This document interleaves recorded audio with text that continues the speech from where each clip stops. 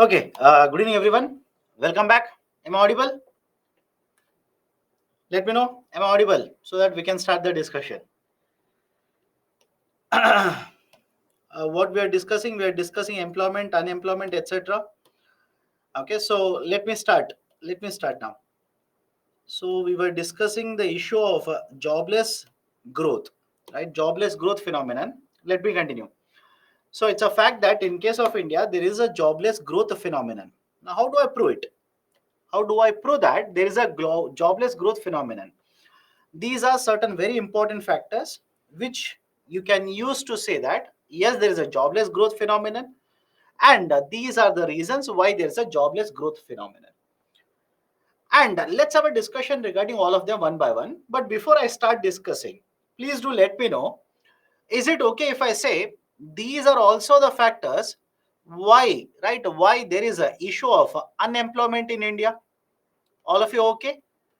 If the UPC will ask, is there any unemployment issue in case of India? Can you use the same factors, right? Same causes as as a proof to say there is an unemployment issue.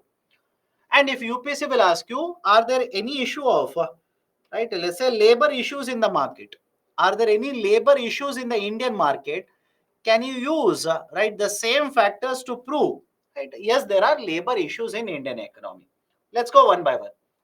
First one is lower employment elasticity. India has recorded a lower employment elasticity. Now, what is this idea of a lower employment elasticity? Before the break, right? Before the break, we proved that or we discussed that if the GDP growth rate, right, increases from one year to next year or a year after that, more and more jobs should also be generated. If GDP increases, jobs should also increase in the country. Now, right, what has happened to the GDP? What has happened to the employment growth rate? There is a ratio for that, which is called as employment elasticity. Please have a look at the ratio. Employment elasticity is nothing but employment growth rate divided by GDP growth rate, which also means what? Using employment elasticity, can I say we are able to find out to what extent GDP can generate jobs in a particular country. I'll repeat the statement. Right, if you want the definition is there here. Employment elasticity measures the productiveness of growth in terms of employment generation, or this number measures how much a given rise in the growth will have an impact on the job generation. Meaning, imagine one country's GDP increases by 5%, which means production has increased. If the production has increased, we also expect employment to increase in the country. So there is a ratio for measuring all of this. This is called as employment elasticity. Right? The employment elasticity is the ratio of employment growth rate divided by GDP growth rate. For example, if a country experiences, let's say, 6% GDP growth rate and employment growth rate is 1%, compared to this is one example. Compared to this, one country experiences GDP growth rate and employment growth rate is, let's say, 8.4%. Don't you think in the second example, I repeat, don't you think in the second example, the growth has been much more productive in terms of creation of jobs? Is the logic okay? Anybody is facing an issue, please do let me know right now. One example is country experiences 6% GDP growth rate, and in the same duration, employment has increased by 1%. And another example is country has experienced a 6% GDP growth rate and employment growth rate, that is a rise in the jobs, is 8.4%. So don't you think, right? Don't you think in the second example, the employment elasticity is much better compared to the first example? Which also means, look at the second point here, which also means with higher growth rate, we expect employment growth rate to also increase. And if the employment elasticity is higher, I repeat, if the employment elasticity is higher, it simply means the growth is creating lot of jobs in the economy. For example, you think now and let me know, employment elasticity of one country is 0.2. Employment elasticity of another country is 0.9. In which country do you think the growth is better in terms of creation of jobs? Right, I hope you understand. Employment elasticity of country 1 is 0.2. Employment elasticity of country 2 is 0.9. Where do you think employment elasticity is better in terms of creation of jobs?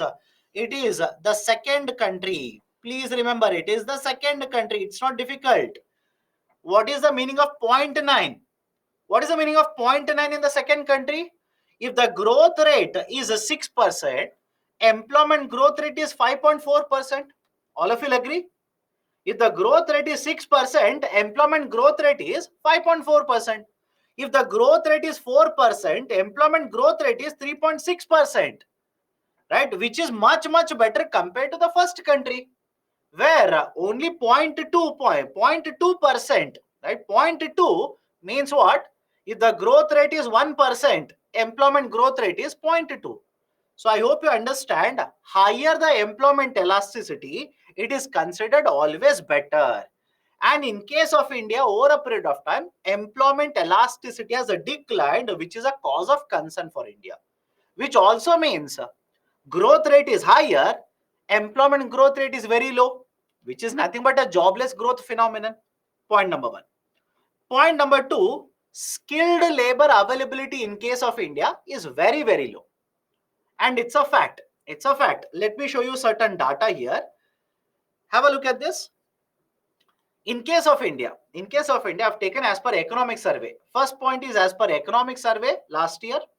And this is the latest data which appeared in Hindu newspaper. The level of skill development which is acquired has remained as low as around 2.4%. And somewhere around 8.9% acquire the skills over a period of time. Either they have observed and acquired, or they have joined the job, on the job they have attended the training, etc. Overall, in case of India, around 11%, I'm rounding off the number. Overall, in case of India, around 11% of the labor is actually skilled. Make a comparison of this against other countries. In USA, 52% of the labor is skilled. In China, 24% of the labor is skilled. In UK, 68, 75% in Germany, 96% in South Korea, etc. Now, please think of it. On one side, our GDP is increasing. It is increasing.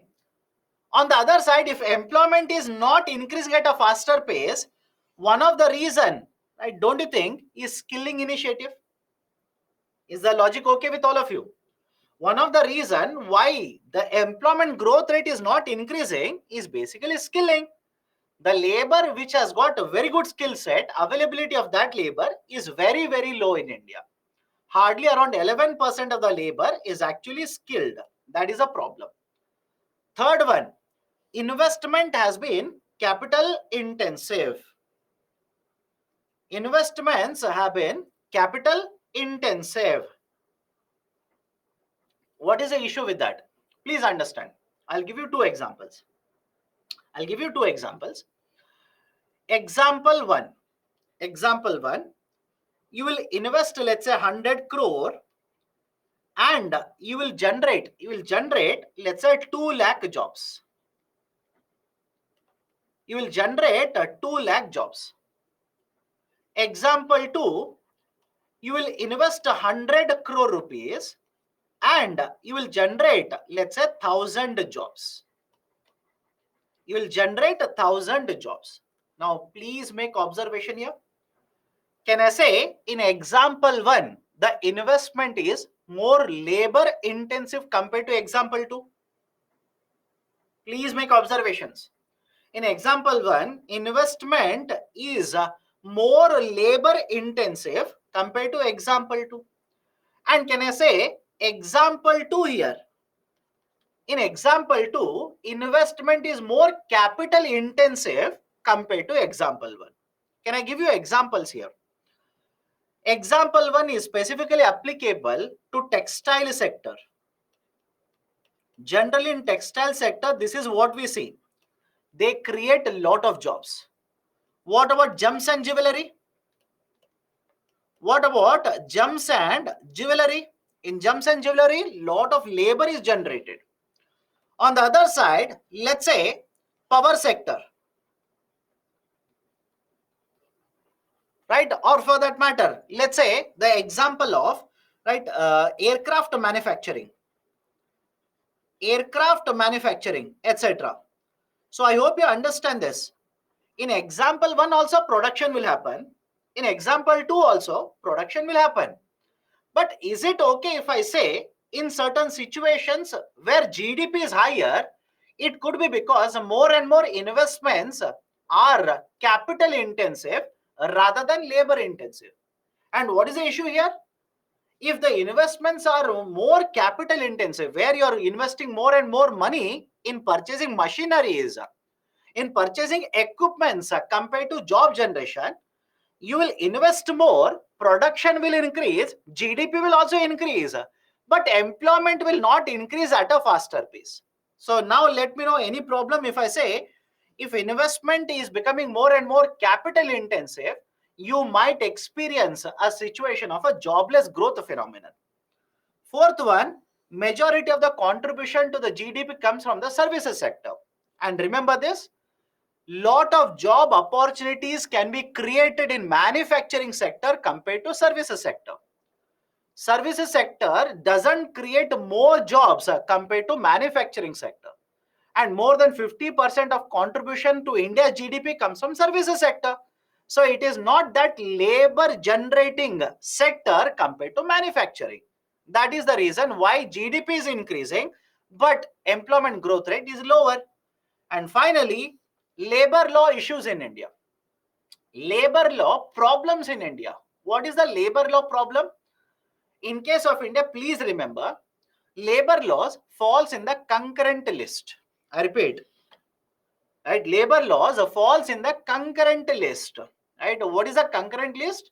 Labor laws can be formulated by the central government. Labor laws can be formulated by the state government. Right? And as a result of this, there are more than 100 labor laws in India. Right? There were more than 100 labor laws. And when you have more than 100 labor laws, it's very, very difficult for the companies to abide by, to follow all the labor laws. And that is also one of the reason why more and more investors prefer to purchase machineries, prefer to invest in capital intensive sectors compared to labor intensive sectors. So these are some of the reasons why there is a jobless growth phenomenon in India. In addition to this, let me give you certain more labor issues in the market, certain more labor issues from Indian market perspective. Most of the labor in case of India, most, or let's say around 49 to 50% of the working population is there in the agriculture sector. It is there in the agriculture sector. Sir, why it is a problem? The problem is, though around 48 to 49% of the labor is there in the agriculture sector, contribution to GDP is very low.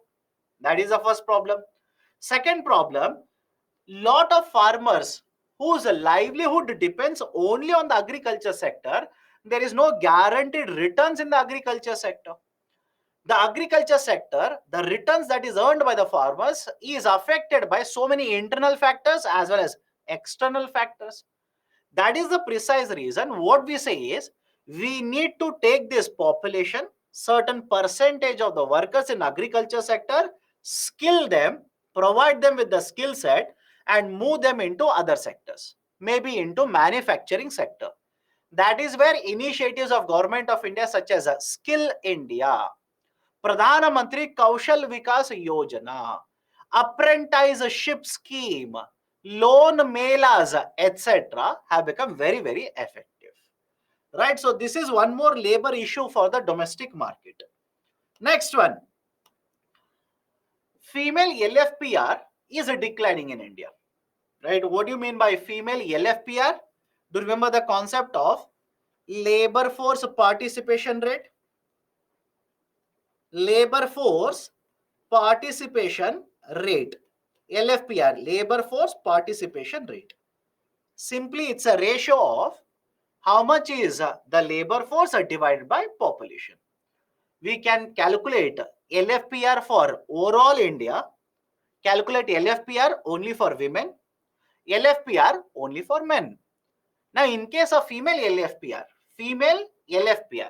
the World Bank says that the female LFPR has actually declined in India, especially the decline has been very sharp. Have a look at this.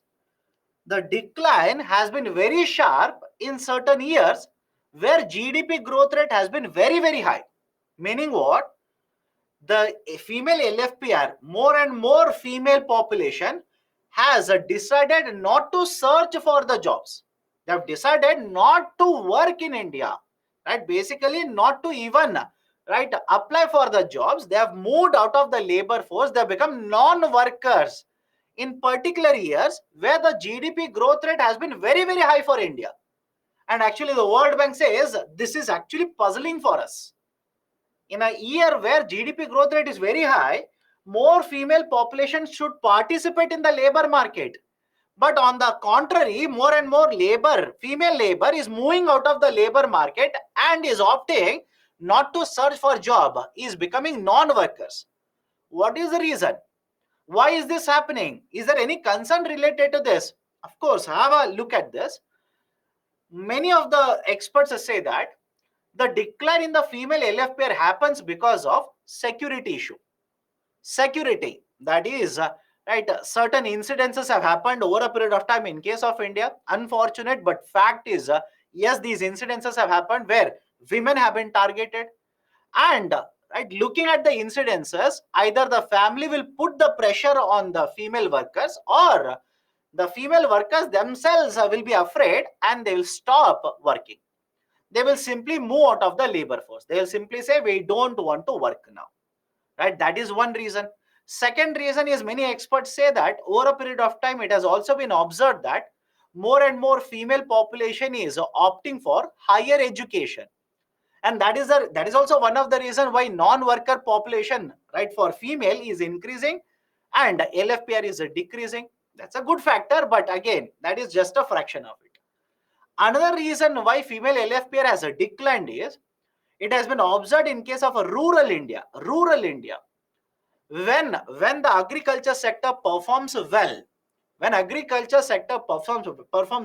because it is a male dominated society, I don't promote it, but that's a fact. This is what economic survey says. It's a male dominated society, especially in the rural part of India. If agriculture sector performs well, the male of the household asks, or let's say will tell the female not to work because they will have sufficient amount of earnings now. And in certain cases, especially in urban cities, right, or let's say urban centers, it has been observed that if the children are born, if the parents become older, generally it is assumed that it is the female of that household who has to quit the job and take care of the children, take care of the aging population, etc. So all these are the reasons why female LFPR is actually declining in India. All of you okay with the reasons here? Anybody has any problem with the reasons that I've cited? Anybody wants to counter me? Please do let me know. All these are cited in the economic survey document itself. Okay, so this is one more concern. Now, what has the government of India done? What has the government of India done? It has started implementing skilling reforms. For example, it has implemented an initiative by the name of Skill India. Under Skill India, we want to provide skilling for more than 40 crore population. For more than 40 crore people, we want to provide them with the skill set so that they will be absorbed in the market. And one initiative where skilling is being implemented by the government or skilling is being provided by the government is through initiative by the name of Pradhana Mantri Kaushal Vikas Yojana, PMKVY. Pradhana Mantri Kaushal Vikas Yojana. Please have a look at the data given here. I have taken this table from this year's economic survey. Do not by heart the data. UPSC is not going to ask the data, and by next year's economic survey, data will also change. So don't by heart it. Pradhana Mantri Kaushal Vikas Yojana was launched in 2015. It was launched in 2015, and currently the third phase of Pradhan Mantri Kaushal Vikas Yojana is being implemented. PMKVY 1.0, 2.0, now 3.0 has been implemented across India from 2021. What is the importance of this initiative under Pradhan Mantri Kaushal Vikas Yojana? What is the importance of it? Please understand this very carefully. Under Pradhana Mantri Kaushal Vikas Yojana, there are two components. One is called as short-term training, where identified people will be provided with the training and a certificate will be provided to them. Now, with that certificate, they can search for the jobs in the market. Second one is recognition of prior learning, RPL, recognition of prior learning. What is this recognition of prior learning? Certain people would already have certain skill set, but they will not have any kind of a certificate to prove it. Now, under the Pradhan Mantri Kaushal Vikas Yojana, this population which already has a skill set will be provided with the certification. Using that certification, they can search for jobs in the market. That is basically the concept of Pradhan Mantri Kaushal Vikas Yojana. Right, and data has been provided in financial 21, so many people have been trained, etc, etc. All of data is not relevant. All of that is of no relevance for UPSC. Don't buy heart it. Apart from Skill India, Pradhan Mantri Kaushal Vikas Yojana, the central government also promotes the concept of loan melas. It is promoting the concept of loan, right? Sorry, the job melas, not loan melas, job melas or job fairs. What is this job melas or job fairs here? In case of job melas or job fairs, basically these are these are started by the central government. In the job fairs, central government will basically try to bring together both the job seeker as well as a job provider in a single place. Right? Job fair means what? There is an event that is organized by the central government. Many private sector companies, even public sector companies, will come to that job mela, and many job seekers will also come to the job mela. Based on the requirement, based on the qualification, etc., the candidates will apply for a job. Right? The test is conducted, interviews are conducted, etc. That is basically the concept of job melas. Right? So Skill India, Pradhan Mantri Kaushal Vikas Yojana, job melas, even apprenticeship program has been launched by the government. What is apprenticeship? It is a training program. It's basically a training program, right? Apprentice is nothing but a training. Lot of people will work for a training period. Certain months they will work for as a trainee in a company, and for that duration certain amount of payment which is called as a stipend, and they use a technical term stipend is provided for that duration to these trainees, right, who are nothing but apprentices. Now many companies generally feel that it is very difficult for them to make a payment in the form of a stipend. Government, right, it number will vary. Government has identified certain industries, and government says certain amount of stipend will be contributed by the central government, so that under national apprentices promotion scheme, financial support will be provided to these industries who will hire apprentices, train them, and later, right, basically provide employment opportunities for them. So these are some of the initiatives that have been taken by the government. Apart from this, creation of job, we have a Startup India. We also have seen Make in India in earlier sessions.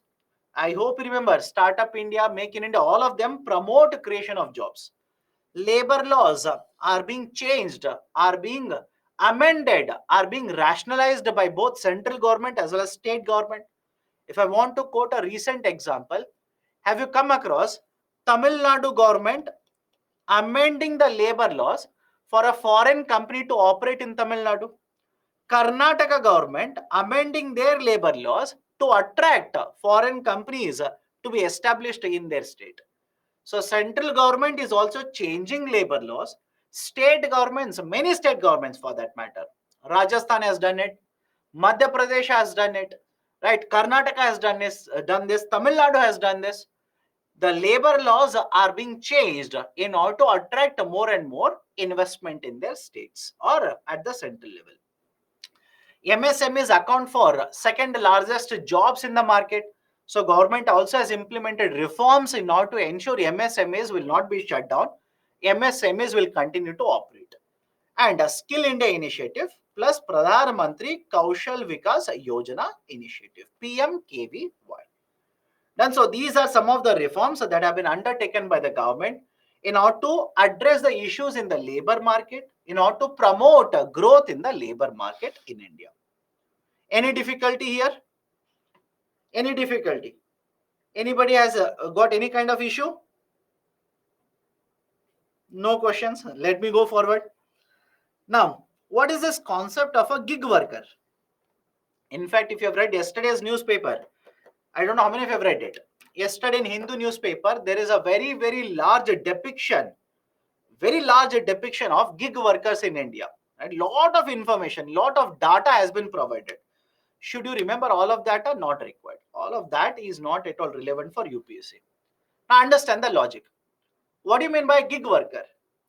Gig worker is a person who will perform work or participates in a work arrangement and earns from such an activity outside traditional employee-employer relationship. I've given you two definitions. You can use any one of them. But what is the meaning of it? Imagine one example. Imagine you become a software engineer, full-time software engineer in a company. Either take Infosys, take Wipro for that matter, anything. You have joined this company as a full-time software worker. You are the employee of this Infosys company. That is one example. Example two, Ola driver or Swiggy delivery partner. Now understand the difference between both the jobs. Understand the difference. In case of a software engineer, which is a traditional employer-employee relationship, the employer, before you join the company, would have given you a contract, would have given you an agreement, document, in which they will clearly say how many hours of work you are supposed to do, how many days in a week you are supposed to do, whether you are entitled for paid leaves or not, earned leaves or not, you are entitled for maternity benefit, paternity benefit, you are entitled for how much salary, how much will be the CTC, etc., etc. All of that information is existing in the example one. Whereas in case of second example, don't you think the Ola driver will earn based on how many trips they will provide on day-to-day basis? The Swiggy delivery partner will earn based on how many deliveries they will make on day-to-day basis. So in case of the second one, which is nothing but an example of a gig work, there is no traditional employer-employee relationship. There is no traditional relationship. It is an arrangement between an employer and employee where the employee will perform certain work and only on that work arrangement payment is done. That is called as a gig work. It is basically called as a gig economy. Examples of gig workers are, right, the freelancers. You must have heard of the term freelancing. Freelancing, software freelancers are there.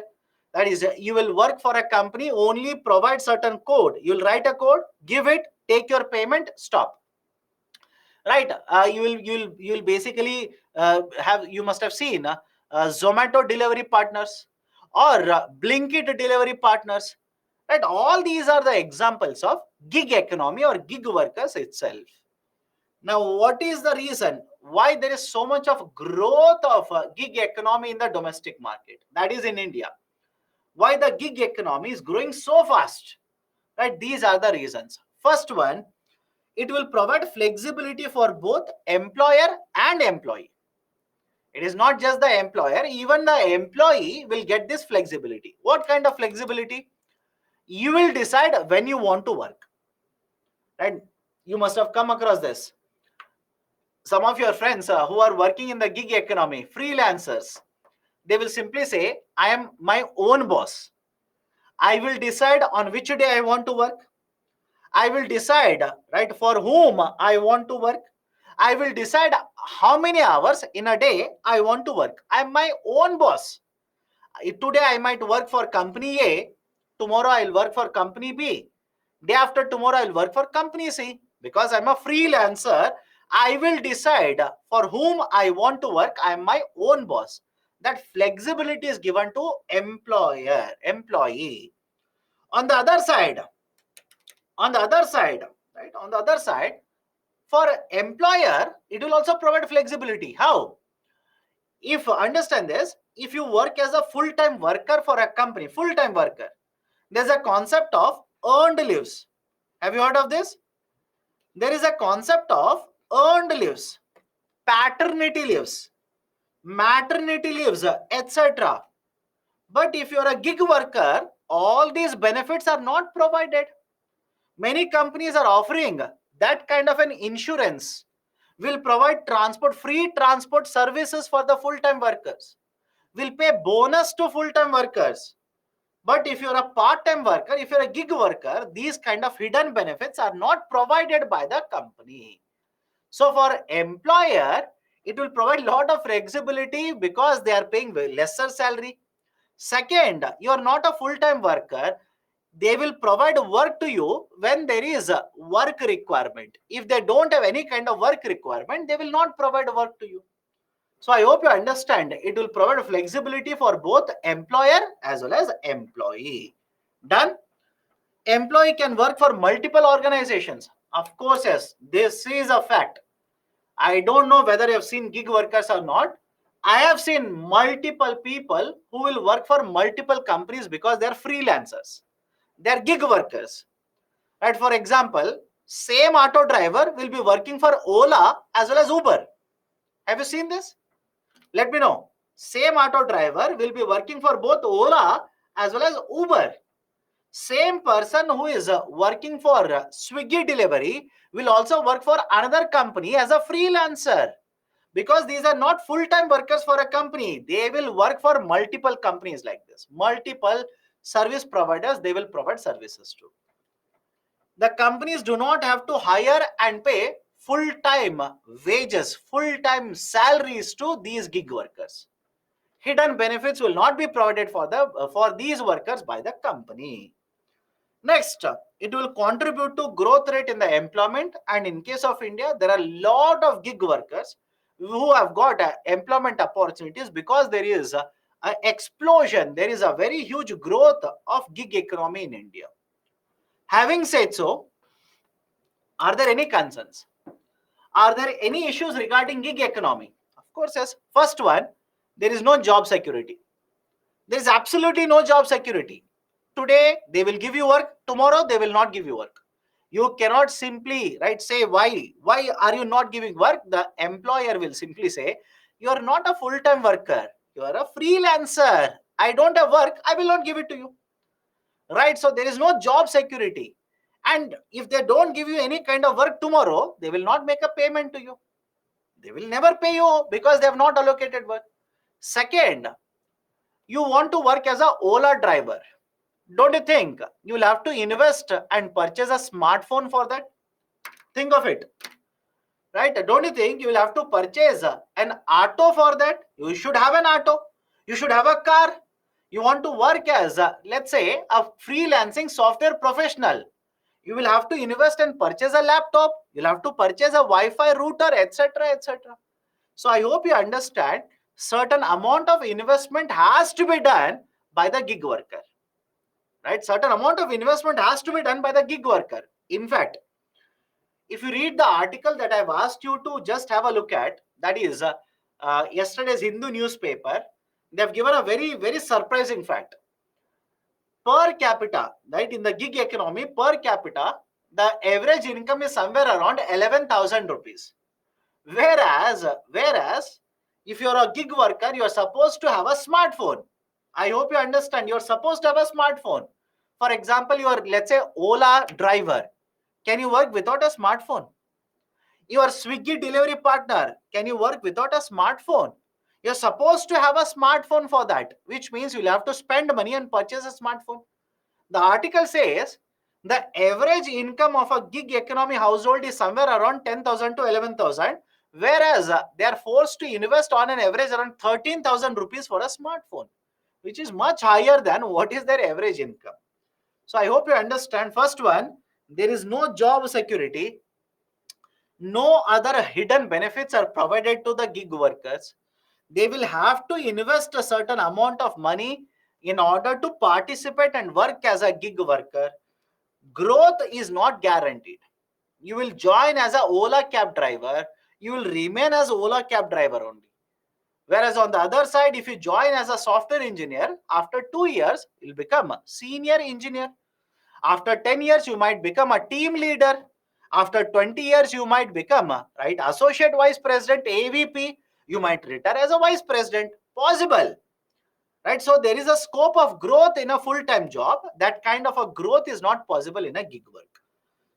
Skilling may not be provided by the company because they know that tomorrow you might simply leave the company. Right? You don't have any kind of let's say loyalty towards the company. Tomorrow you will jump to another company. You might get skill here, but use it in a more beneficial way for working for another company. So upskilling may not be provided by the company. And finally, companies cannot expect any kind of a loyalty, and employees cannot expect any kind of a loyalty from the company. There is no loyalty on the other side. Right? There is no loyalty. Company will provide a job, for that they will pay. If no job, they will not pay. Employee on the other side, today will work for company A, tomorrow will work for company B. That is also possible. Right? So these are some of the factors against the concept of gig work or gig economy in India. Any problem? Any issue with whatever I've discussed? Let me know. Any issue with whatever I've discussed so far? One more concept is over. That is employment, unemployment, gig economy. Right? What are the issues? What reforms? What is jobless growth? How do we measure employment, unemployment, etc.? We have discussed everything. And let me go to the next concept, inclusive growth. Idea of inclusive growth. Now, what is this inclusive growth? Right? Earlier session, I had given you the definition. Inclusive growth, as per World Bank, refers to the pace of growth as well as pattern of growth. Meaning, when a country achieves a higher growth rate, along with a higher growth rate, it is equally important to ensure development will take place in the country. But how do we measure development? We will measure development in the form of reduction in the poverty numbers, in the drop of unemployment rate. If the quality of life, standard of living of the people will start improving, if people will continuously get access to nutritious food on everyday basis, if the farmer suicides will come down and incomes of the farming households will start increasing. So this is how we generally ensure that growth is happening as well as a development is happening. And that's the reason World Bank says both growth and development are connected to each other. Both are not independent of each other. Both are connected to each other. So governments should ensure that both are promoted at the same point of time. Both will be achieved together. That is basically the definition of inclusive growth. Now, whether a country has achieved inclusive growth or not, how do we estimate it? How do we understand it?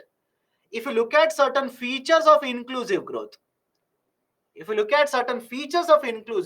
automatically you'll understand a country whether it has achieved inclusive growth or not. For example, whenever you talk about inclusive growth, there should be industrialization in the economy. There should be growth of industries. Along with that, the agriculture sector should also be performing well. The farmer should be earning better incomes. The pollution should also be lower, because please think of it. Inclusive growth is connected with environmental protection. How? Think of this. If you keep on polluting environment, will it later have an impact on GDP growth rate or not? Let me see how many of you can connect the dots. I'll repeat the question now. If you keep on polluting the environment today, in the future, will it have an impact on GDP growth prospects of the economy or not? Answer is yes. Answer is yes. If you keep on polluting environment today, that is, let's say, you will pollute and the global average temperature increases by 3%, increases by 4 degrees Celsius, not percent, degrees, 5 degrees Celsius, 6 degrees Celsius. As a result of this, have you seen floods which are already happening? Unseasonal rainfall that is taking place. Agriculture sector is getting affected, right? Don't you think even health problems will start increasing? So looking at all of these factors, will it have an impact on development as well as growth or not? Of course, yes. So whenever you talk about inclusive growth, it is not just ensuring poverty will come down. It's not just ensuring agriculture sector will perform better. It is also equally important to ensure will protect environment.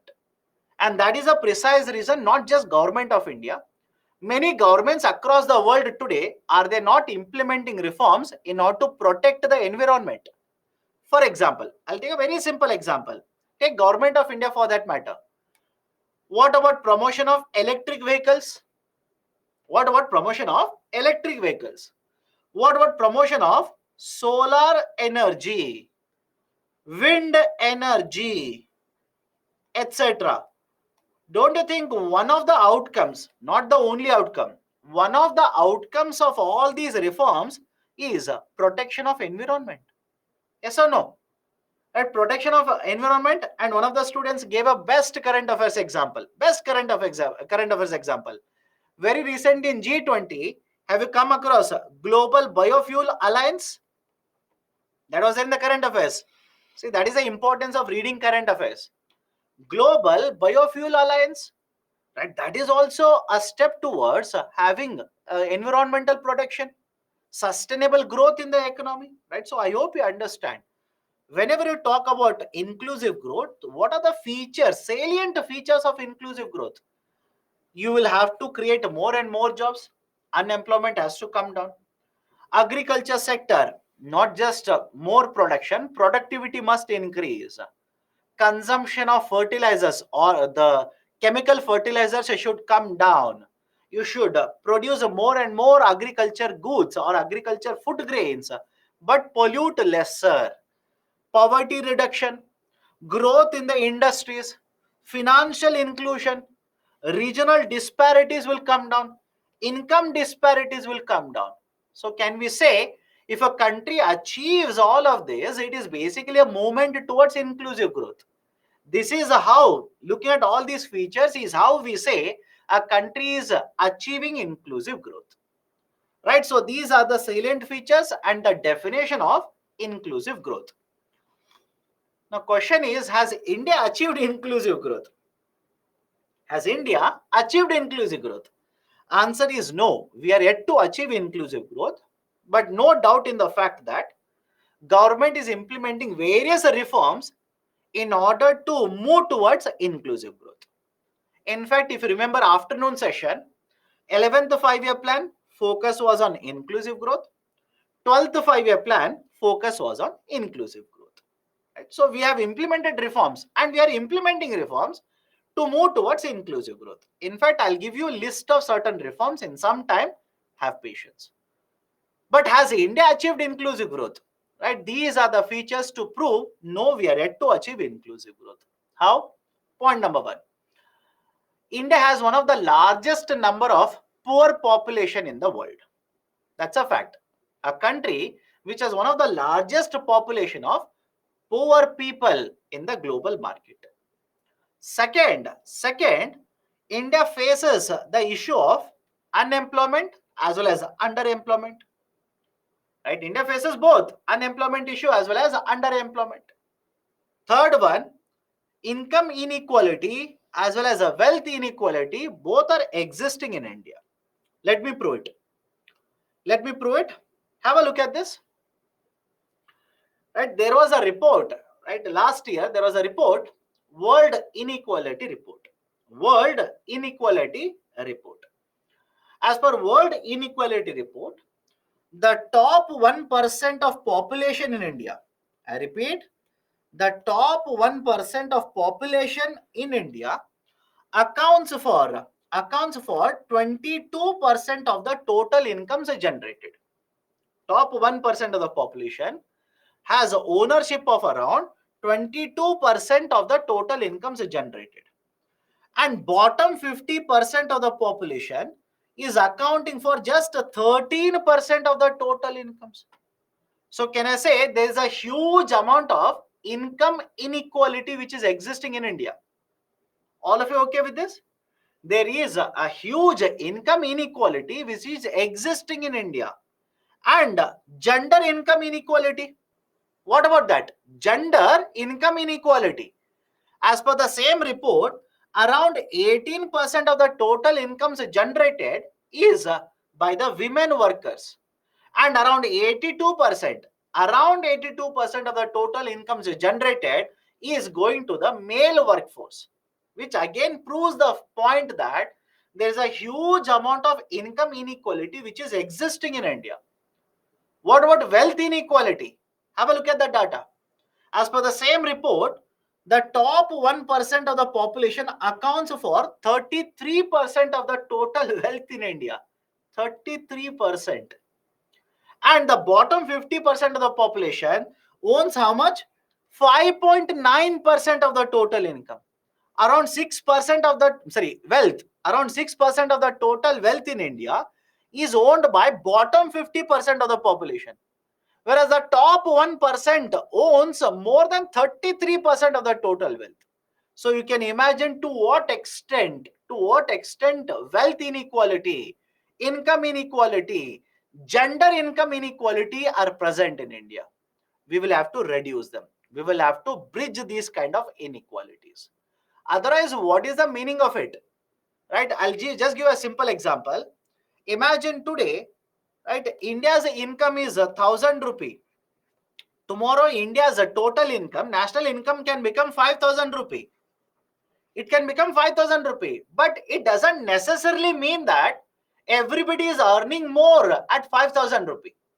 All of you are okay with this argument? Let me know. All of you okay with this analogy? Today, India's national income could be 1,000. After 5 years, after 6 years, it could become 5,000 national income. But that doesn't necessarily mean that everybody is earning more. No. It could have happened that rich have become very, very rich. Poor have become very poor. Right? So that is the reason I'm saying we need to address wealth inequality as well as income inequality which is existing in India. Done? Regional imbalances are still there. Certain regions are contributing to GDP at a very, very fast pace. Per capita incomes in that region is very high. Kind of quality of lifestyle is also much superior. Right? Kind of a social, right, infrastructure which is present in that region is also very superior compared to other region. Even today, have you not seen certain regions where people will not have access to drinking water? People do not have access to healthcare facilities. People do not have access to quality education. But on the other side, certain regions where in a small locality, 4 to 5 schools are present. In a small locality, shopping malls, multiple shopping malls are present, which represents huge, right, the regional inequalities, regional disparities which are present. We need to address this as well. Industrial growth is adding to a lot of pollution in India. India is one of the largest polluters at the global level. We need to address even the issue of pollution. We need to control the pollution that is being contributed by industries. So these are the factors to prove that India is yet to achieve inclusive growth. We are supposed to implement reforms to achieve inclusive growth. Why should India achieve inclusive growth? What is the reason? Why? Why should we target inclusive growth? One, India has the largest population now. Earlier it was second largest, now it has become largest. India has the largest population. India is suffering from low development indicators. For example, healthcare facilities in lot of villages is not there, right? Education facilities, sanitation facilities, etc. Development indicators, India performs very poorly. What about growth indicators? In recent times, no doubt, I hope you understand, no doubt, India is one of the fastest growing. Understand what I'm trying to say. No doubt, India is one of the fastest growing economies.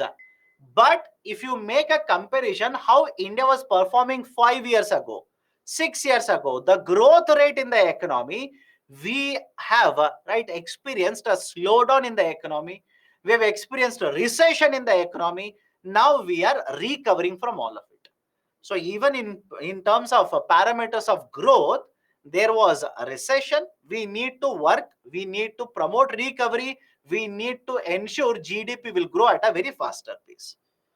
Although there is a higher GDP growth rate, the higher income that is generated, most of the income is going to rich people.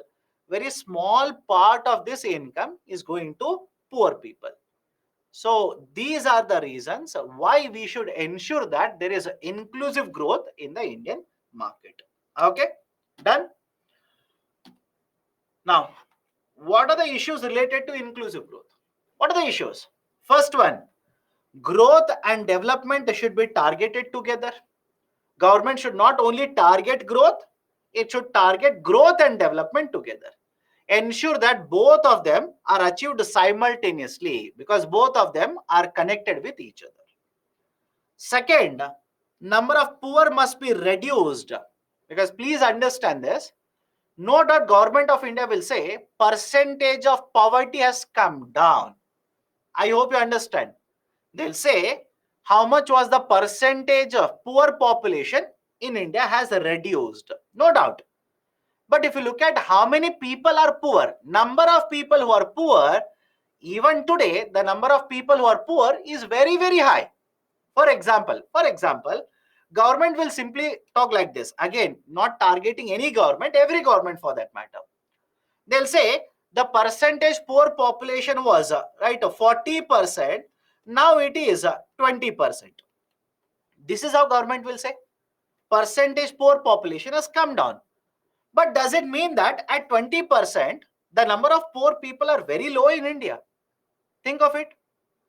20% of, let's say, 1.21 billion population. Imagine 20% of 121 crore people or 15% of 140 crore people. 10% of 140 crore people. Can you imagine the number of poor people in India? So I hope you understand. Number of poor people must be reduced. No doubt percentage has come down. Number of poor people in India today is very high. We need to reduce that as well. Okay. Benefits of reforms have not reached everyone. That is one more issue. You will ask me, sir, why has the benefit not reached everyone? Multiple reasons are there. People are not aware of all the programs, all the initiatives of government. It could be both central government as well as state government. For example, do you think farmers will know all the reforms that are being implemented by the government for the benefit of farmers? Even if they know the name, they will not know how to get access to this initiative. All the MSME units, do you think the owners of MSMEs, especially micro enterprises, they will know all the reforms of government of India to provide benefit to MSME sector? Right? Most of the times they will not be aware of it. Right? That could be one of the reason. Another reason is a lot of corruption is there in the system. For example, let me prove it to you. Right? Let me prove it to you. Very recently, there was a Pradhana Mantri Jan Aushadhi Yojana. I believe that was PMJAY. There was a CAG report which has proved that, or which has basically stated that lot of corruption has taken place at the lowest level in this kind of a initiative, where only one mobile number has been taken and multiple right subsidies have been issued for the same mobile number. So I hope you understand corruption. Awareness, lower awareness from the beneficiaries themselves. It could be multiple reasons as to why reforms have been implemented, but the benefits have not reached to the needy people or the right beneficiaries. Social infrastructure development until very recently was neglected. We focused on economic infrastructure. Now we are promoting the development even in the social infrastructure. We need to promote a lot of investment in research and development so that our import dependence on the technology will come down. We will have our own indigenous technology now. That will reduce the cost of services which we are going to provide to the poor people. So these are some of the issues which are related to the concept of inclusive growth. Anybody has got any kind of a doubt? Let me know. Now, what reforms have been implemented by the government? I've just given you a mind map. Have a look at it. I've given a mind map here. Again, this is just a representation. Don't buy heart everything. I've tried to give you multiple examples of various initiatives of Government of India to promote growth, to promote development, right, to ensure rural development will take place, to ensure poverty will come down, to promote industrialization, to protect environment, etc., etc. For example, rural development. Can we give examples such as Pradhana Mantri, examples such as BharatNet initiative, aspirational districts program, Mandrega program, right? Examples. Again, these are some examples. You can keep on quoting multiple examples which have been implemented to promote rural development. What about poverty alleviation? Right? Poverty alleviation. And for example, Mandrega, can it be used for poverty alleviation also? National Food Security Act, can it be used for poverty alleviation? Right? Pradhana Mantri Awas Yojana, PMAY, can it be used for poverty alleviation? Yes, of course, yes. Right? What about industrialization? Production linked incentive, Startup India, Make in India, right? For industrialization. What about employment generation? Skill India initiative, Make in India initiative, etc., etc. Right? What about financial inclusion? Atal Pension Yojana, Pradhana Mantri Janadhan Yojana, Pradhana Mantri Suraksha Bima Yojana, Pradhana Mantri Jeevan Jyoti Bima Yojana. Right? So many schemes to promote financial inclusion. What about protection of environment? Production of, let's say, solar energy, production of wind energy, right? Basically, promotion of electric vehicles, net zero emission by 2070, global biofuel alliance. All these are basically for protection of environment. So I hope you understand. At the end of the day, what I'm trying to convey to you people is Government of India is implementing various initiatives using which you can simply say, right, Government of India is trying to achieve inclusive growth. Right? You can simply say we are moving towards inclusive growth. Let me give you a very simple idea here. Last year, there is a question asked on inclusive growth. Think of it and do let me know. Is there any connection between inclusive growth and infrastructure growth in India? Let me see. Is there any connection between inclusive growth and growth in infrastructure in India? Think of it. Is there any connection? Answer is yes, by the way. Many students missed out the opportunity. Answer is very simple, yes. Why? Look at infrastructure. Economic infrastructure. Will it promote inclusive growth? Yes. Look at social infrastructure. Again connected to inclusive growth. What about digital infrastructure? Such as Aadhaar, such as UPI. Is Government of India not using all of that to promote financial inclusion?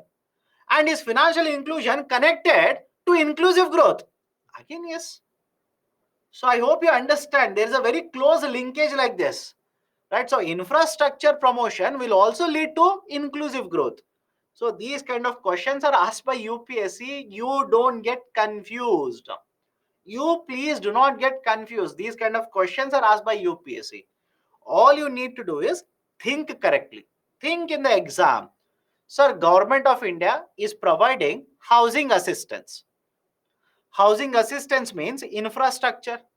So if government of India will provide subsidies for the construction of housing, infrastructure, is it not promoting inclusive growth? Government is constructing expressways, economic infrastructure. Is it not connected to inclusive growth? Answer is yes, right? Connect the dots, automatically you'll understand. So these are the different reforms which have been implemented by the government to promote inclusive growth in the market or inclusive growth in India. Anybody has any issue? Can we go to the last concept now? Last concept for all of you. Anybody has any kind of issue so far?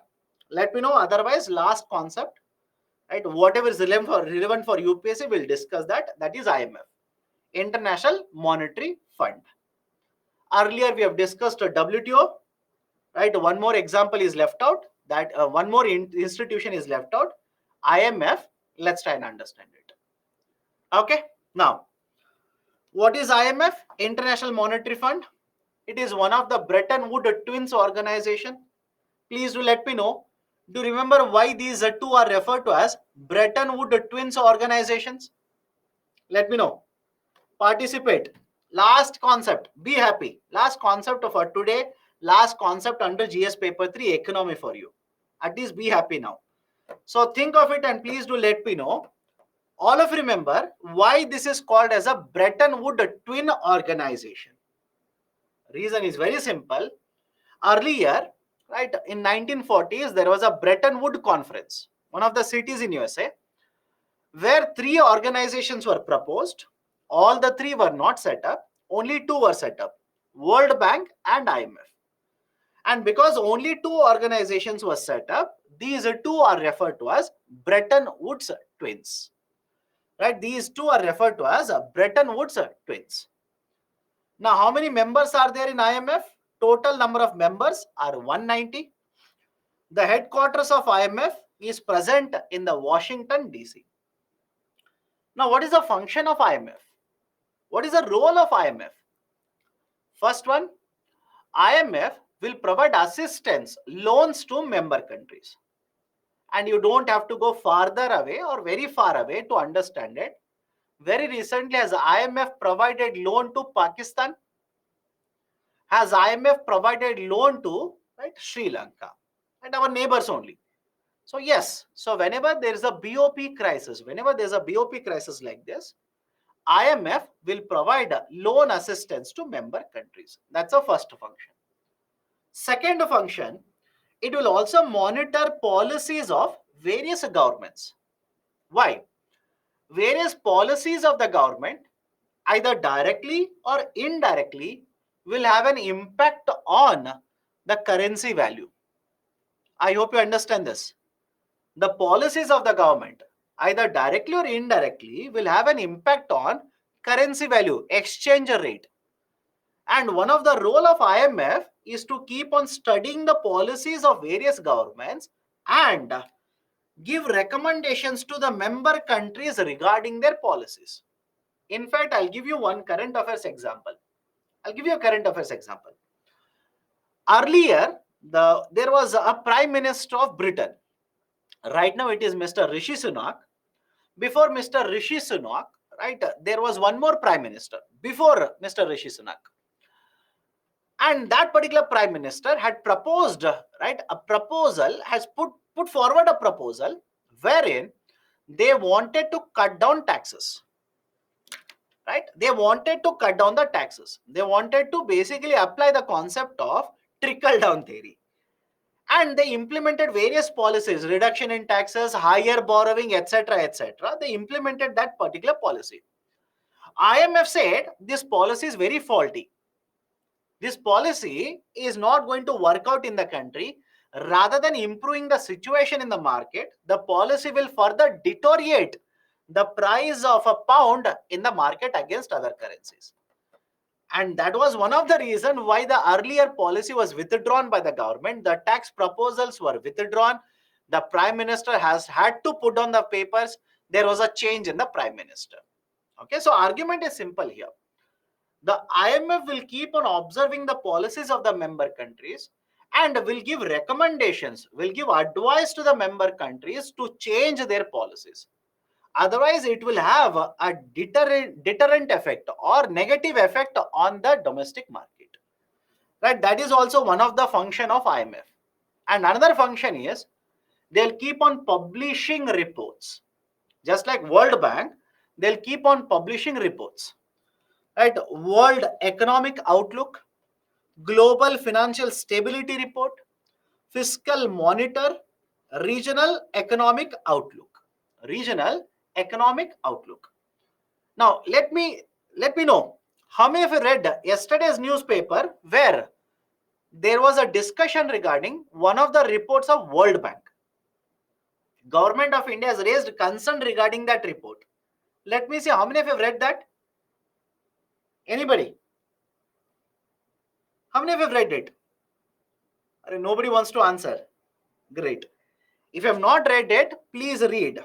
Right? Please read. Go to Google.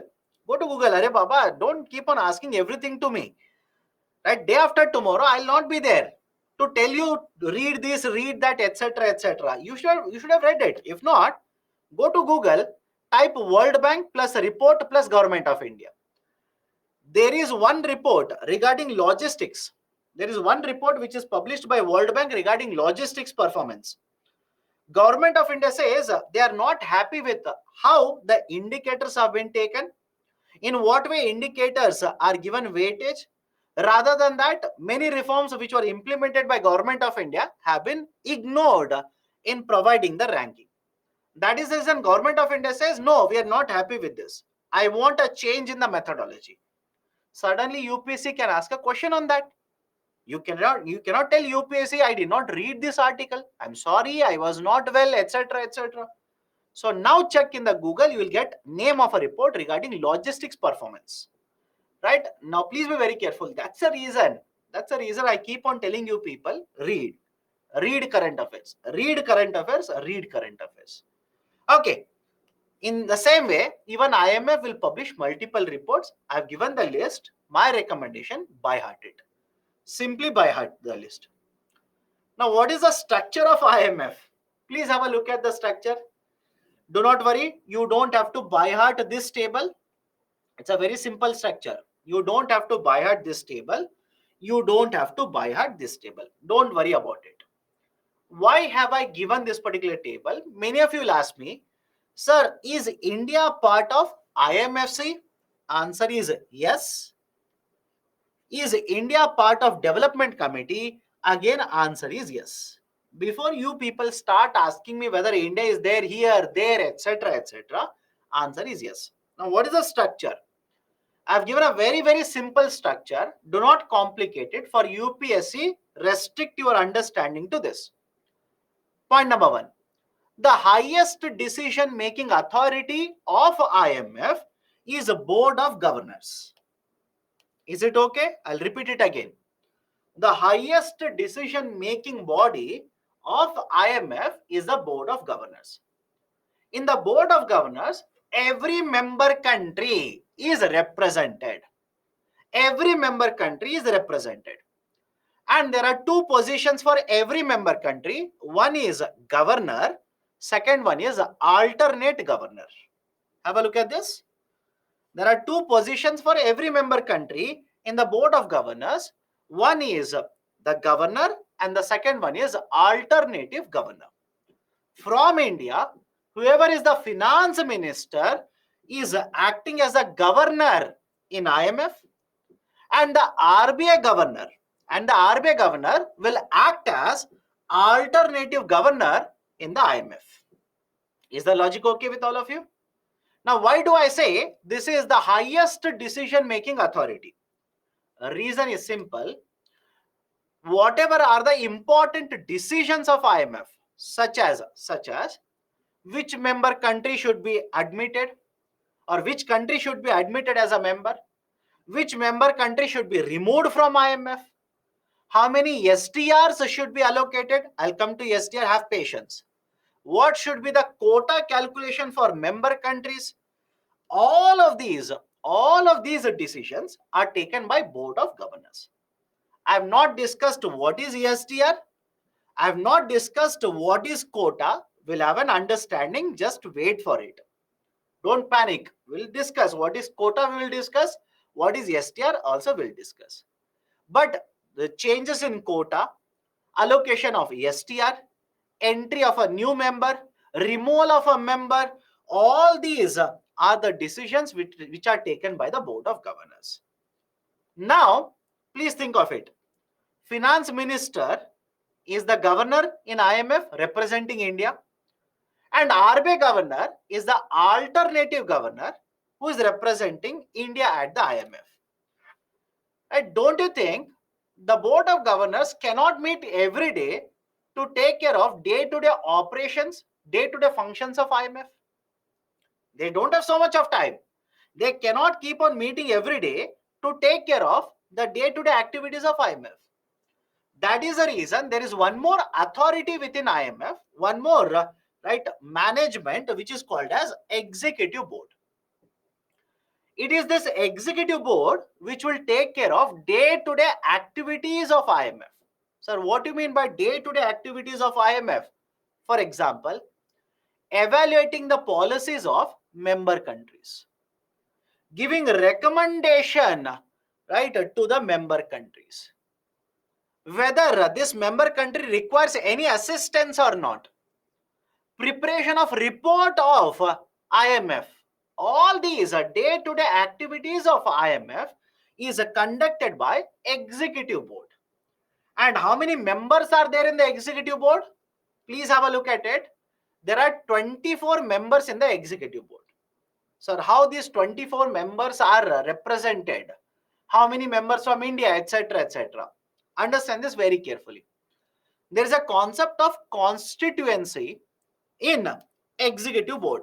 That is, some of the countries will be clubbed together. From these countries, one representative will be there in the executive board. All of you are okay with this? I'll repeat it. In case of executive board, totally 24 members. But how many members from India? India is clubbed along with Sri Lanka, Bangladesh, etc. like this. Out of this grouping, there is one representative in this executive board. So in the same way, countries are clubbed together. These are called as constituencies. Countries are clubbed together. Within this grouping, representing the group, one representative will be there in the executive board. So totally how many executive board members? 24 members are there in the executive board. Done? And executive board will take care of daily business, daily activities of International Monetary Fund. Now, third important point regarding the function or the structure of IMF. The Board of Governors will be given advice, recommendations, advice by two more authorities. One is called as International Monetary and Financial Committee. Second one is a Development Committee. The IMFC has 24 members, including India. And this IMFC, understand this, apart from these countries, there are also various global organizations. All of you are okay with this? Apart from member countries, there are various global organizations which will participate in the meeting of IMFC as well as a development committee, and these will provide advice or input for the Board of Governors. So IMFC has 24 members, Development Committee has 25 members. In both of them, India is present. And apart from India, other countries are there, and global organizations such as World Bank, such as other groupings, other international institutions are also present. They will give advice to Board of Governors. This is the structure of IMF. If you ask me, this is more than required for UPSC. Many of you will search for structure of IMF in the Google, and you will have, you will look at the picture and you will enter into the mode of panic. Why? The picture is very complicated. You can check it, but don't by heart it. It is not at all useful for you. Simple picture. There is a development committee. IMFC will advise to Board of Governors. Board of Governors is the highest decision-making authority. It will delegate It will allocate a day-to-day functioning of IMF to one more authority called as Executive Board. This is basically the structure of International Monetary Fund. Now, let me focus on the functions of IMF. I said IMF will provide loans to member countries. All of you are okay with this particular point? IMF will provide loans to the member countries. Done. But if IMF wants to provide loans to the member countries, IMF should have funds in the first place. I hope you understand it. If a bank wants to provide a loan to you, bank should have money in the first place. Only then they can provide loan. Apply the same logic. If IMF wants to provide loans to the member countries, IMF should have funds in the first place. So what are the sources through which IMF will collect funds? And what are the different ways through which IMF will provide loans? Let's try and understand one by one. Now, whenever you talk about source of funding for IMF,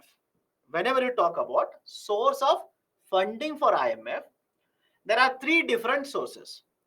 One is called as quotas. Second one is multilateral borrowing. Third one is bilateral borrowing. Now, what is this quota?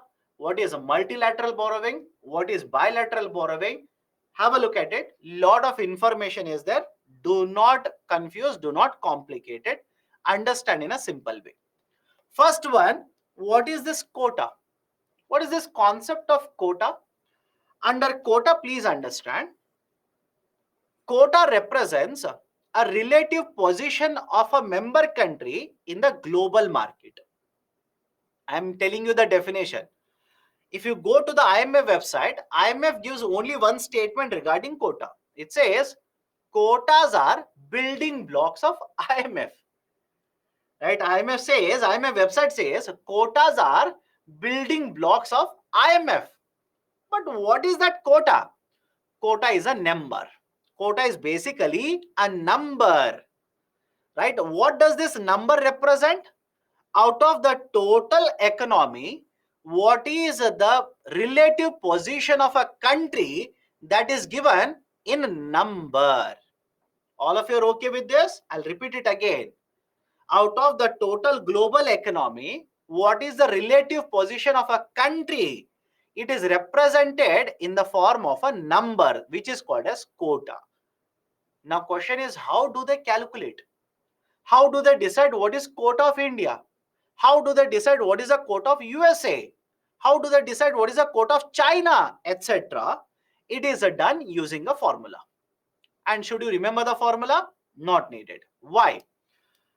Quota formula is calculated based on 4 parameters. Simply by heart, don't waste your time. There are 4 parameters: GDP, economic variability, openness, and international reserves. Now, what is this economic variability? What is this openness? Don't worry, UPSC is not going to focus on all of it for GS paper. If you're preparing for optional, definitely yes, you'll have to read all of them in detail. Now, what is the formula? I'll just show you the formula and then you tell me whether UPSC will ask you this kind of a question. A, B, C and D. A into 0.5 plus B into 0.3 plus C into 0.15 plus D into 0.05. Whole bracket compression factor. Now many of you will start asking me what is compression factor? Not needed. Don't worry. This formula you don't have to remember at all. Now please look at the formula and tell me, will UPSC ask you this formula? Will UPSC ask you one, this formula? Second, will UPSC ask you to calculate using this formula? Absolutely no. So I hope you understand. Don't fall for all of this. Don't waste your time. UPSC is never going to ask you all of it. Which means all you need to remember is simply this. There is a number which represents a quota for every country. But what is that number? What is the importance of that number? That number will tell you what is the relative position of a country in the global market. How do they calculate? How do they arrive at that number? IMF will use this formula where four parameters are used to calculate what is the quota for every country. And please remember this. Based on this quota, every member country will have to contribute money to IMF. Can you see this 477 STR billion? What is STR? Don't worry about that also. Based on this quota, every member country will have to contribute to IMF. So now, is it okay if I say most of the funds that are there with IMF, it is because of quota of every member country? Let me know. I'll repeat the statement. A large chunk of the funds which are there with IMF, it is because of a quota of every member country. Based on that, every member country has to contribute money to IMF. Has India contributed? Yes. Has USA contributed? Yes.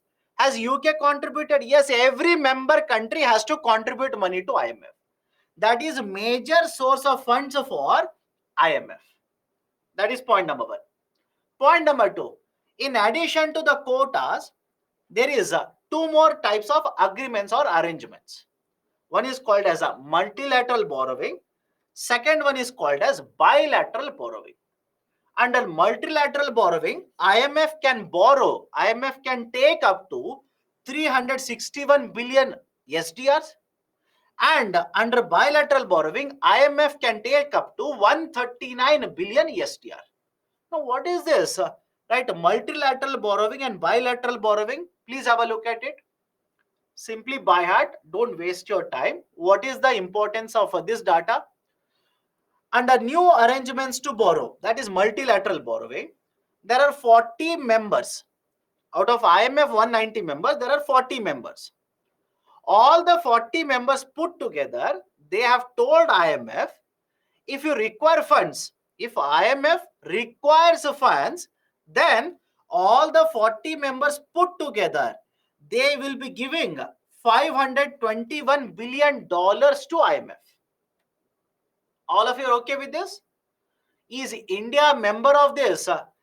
The multilateral borrowing as well as bilateral borrowing? Yes, India is a party in both of them. India is a member in both of them. So, in case of multilateral borrowing, that is new arrangements to borrow, 40 members of IMF have come together and they have told IMF, if you require additional funds, you have right quota, you already have certain funds with you. If beyond that also you require funds, then all the 40 members put together, we will give you $521 billion. That is basically called as new arrangements to borrow. It is given in terms of $billion here. In terms of STR, it will become 361 billion STR. What is STR? STR stands for special drawing rights. You'll understand in some time. Now, right, even after new arrangements to borrow, that is even after multilateral borrowing arrangements where 361 billion STRs are available for IMF, they will use all of these 361, will give loans to member countries. Even after this, what if IMF requires funds? Possibility is there. Even after this, what if IMF will require funds after that also? Then there is a third type of arrangement which is called as a bilateral borrowing arrangements. Bilateral borrowing agreement. In bilateral borrowing agreement, again there are 40 members, right? Basically 42 members are there. That is 40 members plus, right, 2 authorities. 42 members have stated that if IMF requires funds, then all of these members put together, they will provide $193 billion to IMF. So I hope you understand, right? What are the sources of funds for IMF here? Anybody has a problem? Do not complicate it. Keep it simple. Please keep it simple. Don't complicate it. People do PhD thesis on IMF. You don't do that. Please don't do that. UPSC will never ask you so much in complexity. IMF can use a quota, that is funds from all the member countries. If beyond the quota they want, they have a multilateral borrowing agreement. They can borrow from these 40 members.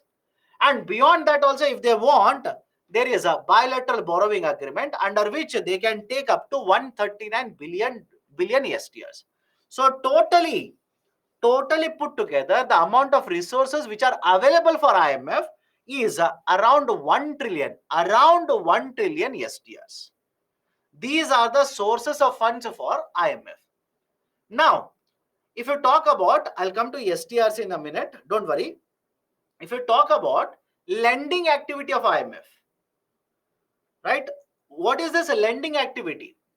Please understand certain important points are there here. Lending activity. Point number one. Whenever IMF will provide loans to member countries, please think of it and answer, can IMF charge a rate of interest for all the loans that they provide? Think of it. What if a country is very poor? What if a country is very poor and that will take a loan, and a country such as Germany will also take a loan? So don't you think IMF has to treat both of them separately? I repeat, IMF has to treat both of them separately. You cannot treat both of them in the same way. Why? One is a very poor country and the other one is right, a very rich country. So I hope you understand point number one. Whenever you talk about lending, IMF will give loans, no doubt, but for some of the countries, they will not charge a rate of interest. For other type of loans, they will charge a rate of interest. That is point number one. Point number two, whatever loans are provided, there are more than 10 types of loans. I repeat, the loans provided by IMF, there are more than 10 types of loans. You don't have to buy at all the 10, not at all needed for UPSC. I have given you some examples. For example, there is a loan facility which is called as rapid credit facility. So rapid financing instrument, standby credit facility, standby arrangement, extended credit facility, extended fund facility, etc. etc. There are more than 10 types of loan products which are provided by IMF. Why different types of loans? Because experience of one country or what is the situation of one country may not be the same as a situation in another country. One country might require right loan for a very short duration. Another country might require loans for 5 years. So there are different types of loan products which are offered by IMF. I've given the list. Please by heart simply the list. Third very important point. Imagine IMF will provide loan to Pakistan. Do you think IMF will simply give loans without imposing any conditions on Pakistan? Right? For that matter, even on India. India last time took a loan from IMF in 1991 and we have repaid all the loans. We do not have any kind of outstanding loans with IMF. We have repaid all the loans. We don't have any loans today. But please think of it. If India will go and take a loan from IMF, Sri Lanka will take a loan from IMF, Pakistan will take a loan, Turkey will take a loan, etc. Obviously, there is certain crisis in the economy. They will apply for a loan to IMF. Do you think IMF simply should give loans without any conditions? Absolutely no. That is the reason there are a lot of conditions which are imposed by IMF. Lot of conditions are imposed by IMF. Why? Imagine a country which is facing a BOP crisis will take a loan from IMF, will use the loan to provide subsidies for the people. Right? Don't you think that will further deteriorate the situation, that is economic crisis that is taking place in the economy? Of course, yes. That's the reason IMF, whenever they will provide a loan, they will impose conditions such as imposing more taxes, right? Allowing for free imports, free exports, etc., etc., like this. So conditionalities are imposed by IMF, and the IMF simply says the reason I'm imposing conditions is to ensure that the situation in the economy will not further deteriorate; it will improve. But on the other side, there's also criticism. What is a criticism? If a country is facing already the crisis, IMF will ask the member country to take a loan but increase the tax revenue. I'll give a very simple example. Pakistan government. Pakistan government, in order to take loan from IMF, imposed taxes on petrol. Imposed very high taxes on petrol. Now look at the situation. Already there is a crisis in the country. People are suffering. In order to meet the conditions of IMF, a member country will impose more taxes on petrol. Is it not increasing the hardship for the people? Is the crisis, right? That is a situation where people are losing jobs and the government is imposing more and more taxes and collecting from them. Is it not creating more problem for the people? So there is a criticism on the other side, right? Advantage is we want to ensure governments will focus on efficient utilization of resources. But on the other side, the criticism is it not against the sovereignty of a country? Are we not creating more problems for the people by imposing such restrictions and conditions? Of course, the answer is yes. But nevertheless, IMF imposes conditions, only then will provide loans. Now, the loans that I've given here, I've listed them under two criteria, or basically under two columns. One is concessional, second one is non-concessional. Concessional loans means, right, under this, there is no rate of interest. Rate of interest is not charged by IMF. Now, these kind of concessional loans are available only for the poor countries. It is not available to everyone. Can India go and take a loan under the concessional lending of IMF? IMF will not give it to you. Can USA take a loan under the concessional lending under IMF, such as a rapid credit facility? They will not give it to you. Why? You are not poor countries, right? You are advanced country, you are developing country, so they will not give the concessional loans to you. On the other side, what if Namibia will apply for a loan? Right, a very poor country of us, right, let's say Africa, will apply for a loan. Of course, yes, they will provide it at concessional rates. So concessional loans where rate of interest is not charged. On the other side, non-concessional loans, every member country of IMF, every member country, whether it is a poor, not poor, developed, a very rich country, every member country can take non-concessional loans from IMF. In fact, if you want to understand more, I've given one more table. One more table, right? And many of you will start asking, what is this SBA? What is this EFF, etc.? These are the short forms of these types of loan agreements. SBA, standby agreement, right? EFF, extended fund facility.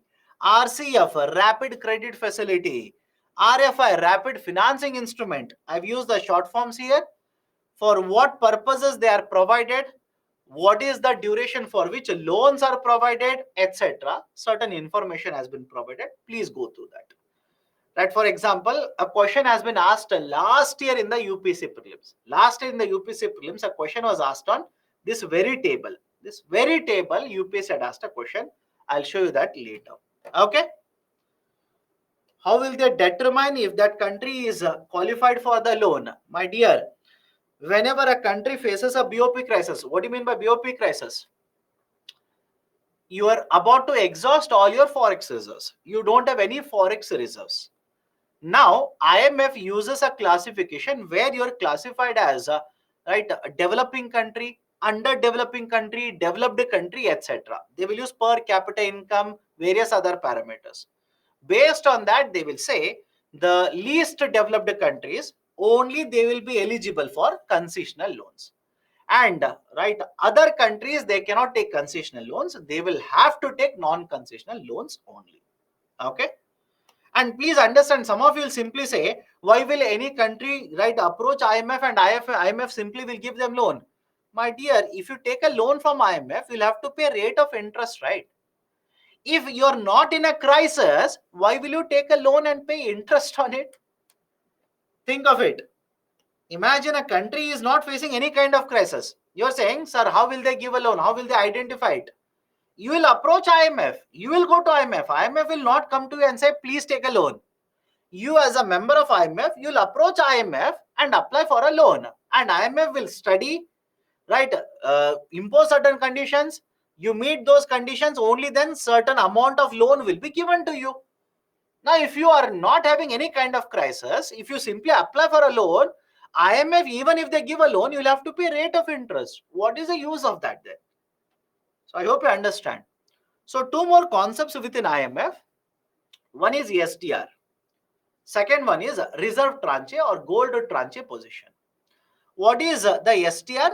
STR simply stands for, sorry, STR simply stands for special drawing right. Special drawing right. All the member countries based on their quota number. I repeat, all the member countries based on their quota number have been allocated with certain special drawing rights. These are reserve assets which are issued by IMF. I repeat, these are reserve assets which are issued by IMF to their member countries. And every 1 unit of STR, what is the value of this STR? It is notified by IMF. IMF will use basket of currencies which consist of these currencies: dollar, euro, yuan, yen, pound sterling. In fact, out of this, Chinese yuan, that is a renminbi, is the latest currency which has been added in the basket to calculate what is the unit of, or what is the value of 1 unit of STR. So I repeat it. STRs, or special drawing rights, are the reserve assets which are issued by IMF based on the quota of member countries to the member countries. And what is the value of each of the unit of STR? IMF will notify the value of 1 unit of STR based on the basket of currencies, based on the value of these currencies. Now imagine, I'll tell you what is the use of it. Imagine right now, one STR, let's say, is equal to $2. Let's say hypothetically. Right now, one STR is equal to $2. What is the meaning of it? Imagine you have taken a loan from IMF. You have taken a loan of $2. Instead of paying $2, you can simply give one STR that is there with you to IMF. All of you are okay with this? Anybody has an issue, please do let me know. You have STR units. For example, sir, how many STR units are available with India? Please have a look at the table. Don't buy heart it. Look at the table. 21, 22. At the end of 21 and 22, the number of STR units with India was 13,657 million. Okay, 13,657 million. Now imagine one STR is equal to $2. Then if you have borrowed $2 from IMF, instead of giving $2, you can simply give one STR unit. Sir, is it only with IMF I can use STR? Not necessarily. Imagine you want $10. Imagine you want $10. Then you can take 5 STRs. You can sell it to USA. They will give you $10. So between countries, I repeat, between countries and between IMF and member countries, STR can be utilized. Special drawing rights can be used for all of this. And that is the reason whenever you talk about forex reserves, do you remember this? RBI maintains forex reserves. Whenever you talk about forex reserves, right, the total of forex reserve will consist of what? Gold that RBI has, the foreign currency assets that RBI is holding. It will consist of special drawing rights, because you can convert to any currency, that is into dollar, into yuan, that is renminbi, into other currencies which are there in the basket. Based on the conversion rate, you can convert into these currencies at any point of time. So that is the reason why this is part of forex reserve.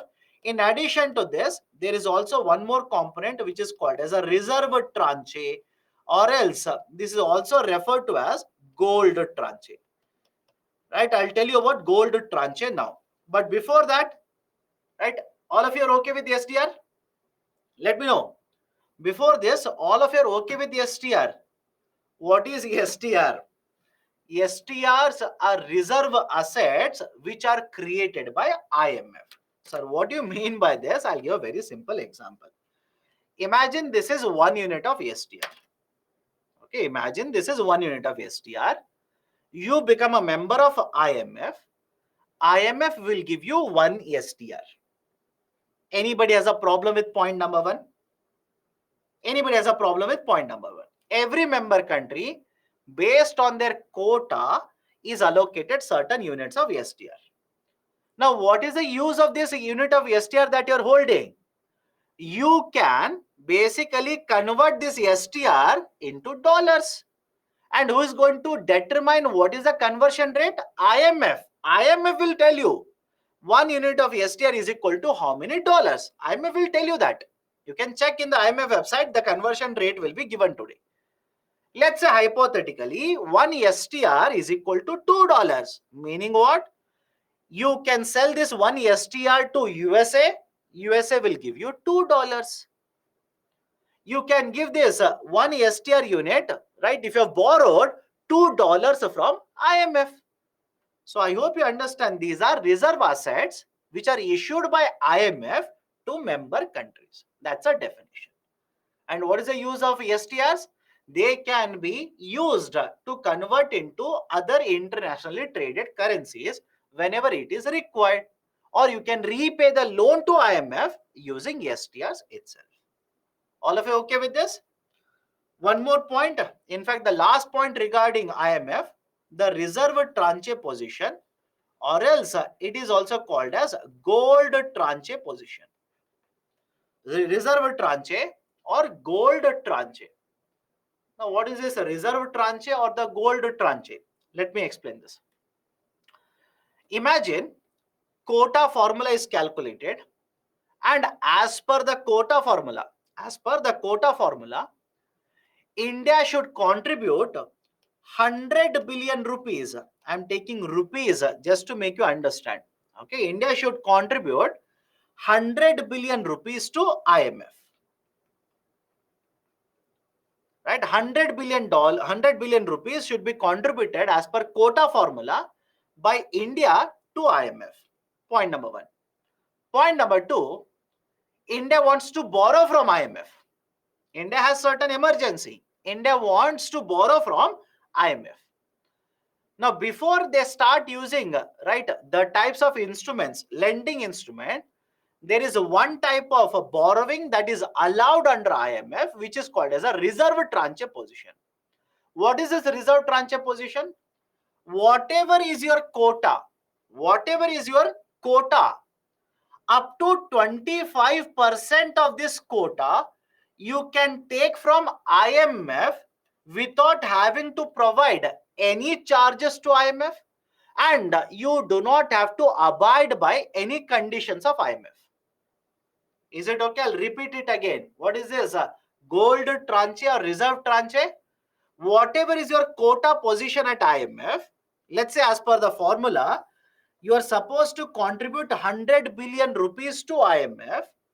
Up to 25% of this $100 billion, you can borrow from IMF. You don't have to pay any money to IMF. That is, any charges you don't have to pay, and you do not have to abide by any conditions of IMF. This system is called as a reserve tranche position or gold tranche position. Now, what is the definition I've given here? Please have a look at this. It is the difference between IMF holding and the designated IMF quota of a country. What is the meaning of it? Let's say hypothetically, your IMF quota is 100 billion rupees. Now, out of this, up to 25% you can take from IMF, right? Which means out of this, you will take 25 billion rupees from IMF. How much is left out with IMF now? Think of it. Out of $100 billion, if you take out $25 billion, how much is there with IMF? Right, IMF holdings will be $75 billion. I'm sorry, 75 billion rupees. Now, is the logic okay? Right, the difference between IMF quota, that is 100 billion, and IMF holding is nothing but a reserve tranche position. Sir, what if I don't take 25 billion? I take only 20 billion. Agreed. Right, you might take 20 billion because up to 25% is allowed. You might take only 20%. But even then, the number still remains the same thing. That is, 100 billion is a total IMF quota.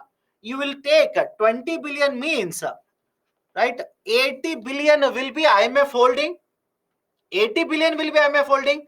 So the difference between 100 billion and 80 billion, that is 20 billion, that will be referred to as a reserve tranche or, right, the gold tranche. So all of you are okay with this? Up to 25%. Up to 25% of your quota you can take from IMF.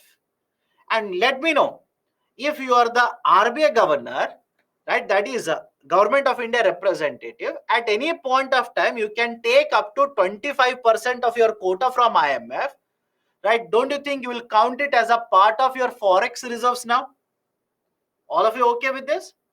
At any point of time, up to 25% you can take from IMF, which means you will count it as a part of your forex reserves, right? That is the reason. Please have a look at the table here. Whenever government will calculate or RBI will calculate total forex reserve, it will count how much is the value of gold they are holding, how much is their reserve tranche position, how much is the value of STR, and how much is the value of their foreign currency asset. The sum total of 1, 2, 3, and 4 will give you the total forex reserves held by RBI. Right, the RTP, that is gold tranche, special drawing rights, the foreign currency asset, plus the gold value, gold reserves with RBI, all of this will give you the total forex reserves of Reserve Bank of India. Done? So these are certain very, very important points I wanted to discuss regarding the concept of International Monetary Fund. Now let me solve questions. Right, before that, India is the founding member of IMF. India currently has a voting right of 2.63%. India has not taken any financial assistance from IMF since 1993. Whatever loans we had taken in the BOP crisis, we have repaid before 2000. We do not have any outstanding loan repayment even to IMF.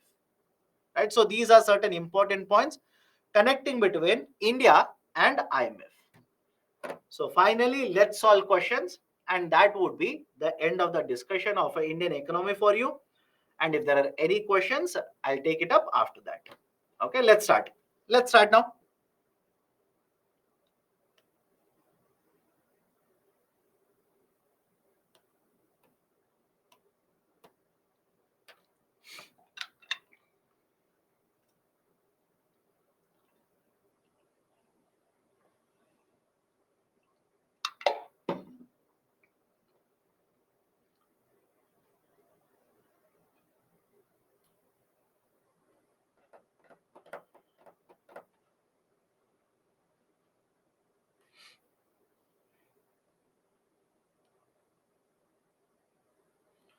Is this a previous year question? Yes, my dear, you can check the papers. This is a previous year question. Whatever I'm discussing, all these are previous year questions. Surprisingly, 50% have said Indian rupee. Is Indian rupee part of the basket for determining SDR? Right? Recently, which one of the following currencies has been proposed to be added to the basket? Again, this was the question when there's a proposal. Now it has already been added. Post 2016, this is a part of it. Right? 2016, 2017, it is a part of it. Which has been proposed to be added to the basket of IMF SDR? It is a renminbi. Chinese yuan or renminbi. Option D is the right one. Indian rupee is not yet proposed to be included in the SDR basket. No way. It is yet to be proposed. Okay. Next question. Rather than starting a poll, it's a straightforward question. Right? No need to start a poll. rapid financing instrument, and rapid credit facility are related to the provisions of lending by which of the following? Asian Development Bank, International Monetary Fund, United Nations, World Bank. Rapid financing instrument and rapid credit facility, RCF, RFI. It is option B, International Monetary Fund. You can check the paper last year. It was asked in prelims. This was asked in the last year prelims. Okay. Next question.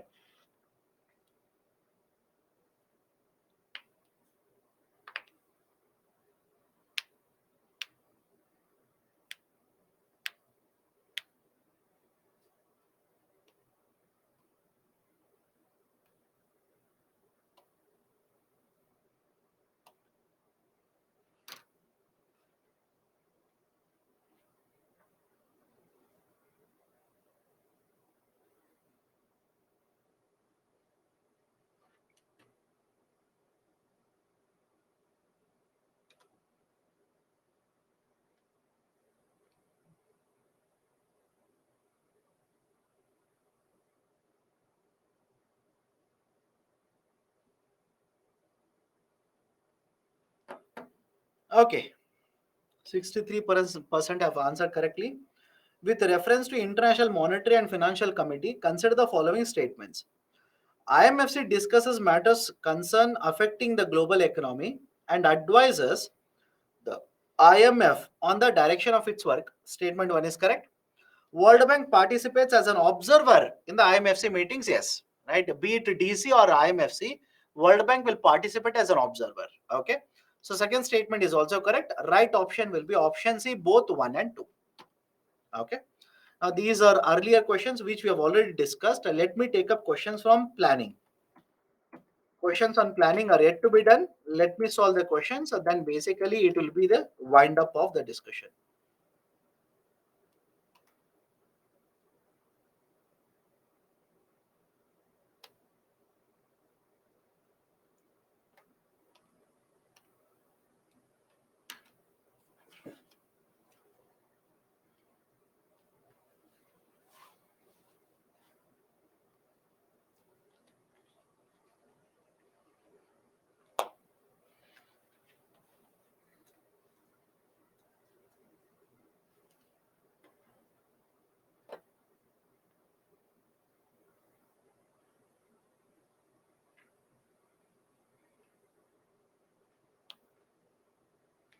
Okay, 57% have answered correctly.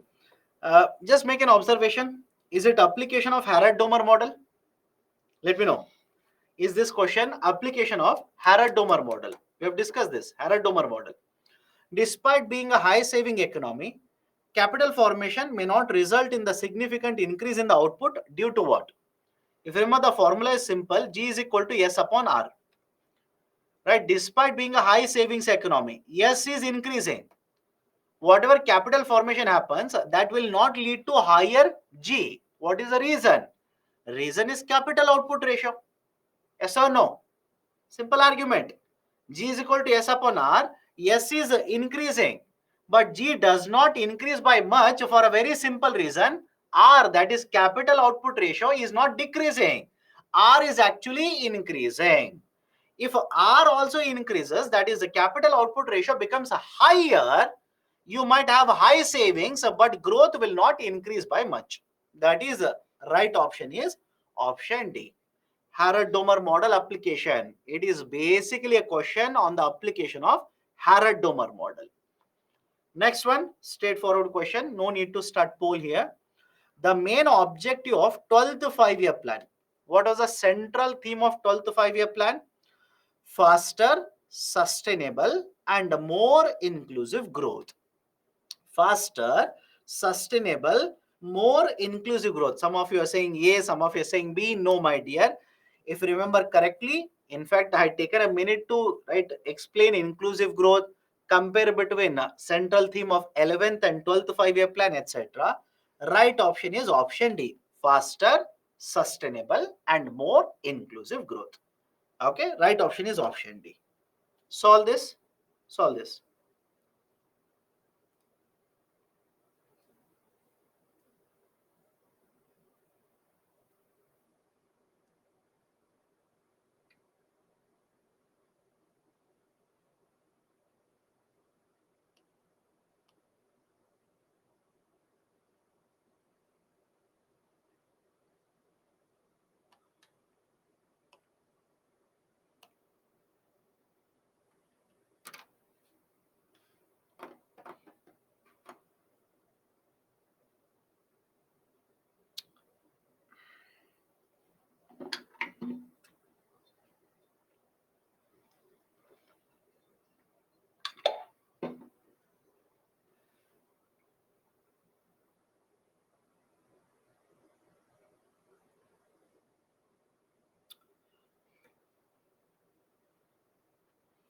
Okay, 69% have answered correctly. Anyways, let's solve. With reference to India's 5-year plans, which of the following statements is or are correct? From the second 5-year plan, there was a determined thrust towards a substitution of basic and capital goods industries. Statement is correct? Of course, yes. Industrialization policy. We wanted to go for import substitution of both capital goods, basic goods, consumer goods, etc. First statement is correct. The fourth 5-year plan adopted the objective of correcting the earlier trend of increased concentration of wealth and economic power. In fact, I've discussed this in the fourth 5-year plan, which was implemented from 1969 to 74. Correct? Fourth 5-year plan. Third will be 66, and after that is basically 69 to 74. In the fourth 5-year plan, we promoted green revolution. We basically promoted nationalization of the banking sector. What was the reason? Right, earlier we expected a trickle down, right, income inequality should come down, etc., but that did not happen. So that is the reason, starting in the fourth 5-year plan, we changed the policy. We started implementing various policies to provide welfare to the poor people, so that income inequality will automatically come down. Second statement is correct. Fifth 5-year plan, for the first time, financial sector was included as an integral part of the plan. No, banking nationalization happened in the fourth 5-year plan. So not the fifth 5-year plan. In fact, it is the fourth 5-year plan where the financial sector was a part of the 5-year plan. So third one is wrong. Right option for the question will be option A, 1 and 2. How are the principles followed by Niti Aayog different from those followed by earlier Planning Commission in India? Right? Please do let me know. Did we discuss answer to this question earlier? Let me know. Did we make a discussion regarding answer to the same question? How Planning Commission is different compared to Niti Aayog, or how Niti Aayog is different compared to Planning Commission? Take the same answer, write it in paragraph. My recommendation is please write it in paragraph. We have right already seen it. Same answer is given here. Right, nothing is different. How Niti Aayog is different compared to Planning Commission? I've given the same model answer here. Right, take it, write it in a paragraph. If you ask me, write it in paragraph. Done. So these are the various questions that have appeared, right, in UPSC exams from these particular chapters that we have discussed today. Now, if you have any questions, you can ask me. Right, there's no call feature. There's some technical issue. That's the reason there is no call feature today. I don't have that particular feature available. So if there are any questions, please do let me know. Otherwise, we can conclude the discussion. That will be the end of GS paper 3 economics part from my side, right, for your batch. Any questions you people have? Is Yojana and Indian Express enough for dynamic part of economics? No, I would recommend try to read more current affairs. This is my sincere advice to you. Sincere advice. Try to go beyond, or try to read as much as current affairs possible. For example, you can pick up, let's say for example, you can pick up one magazine. Ensure that you will read the same magazine for all the 15 months. Current affairs magazine, monthly magazine. Right, not Yojana. Yojana is basically a 20-page or let's say hardly 40-page magazine. All the questions in UPSC will not come from Yojana. But should you read Yojana? Of course, yes. Yojana and Kurukshetra, right, basically are indispensable. You will have to read it. There is no doubt regarding that. But my argument is pick up any newspaper, or for that matter, monthly magazine, etc. Make it a ritual to read it for all the 12 months or 15 months. My recommendation is that. Okay.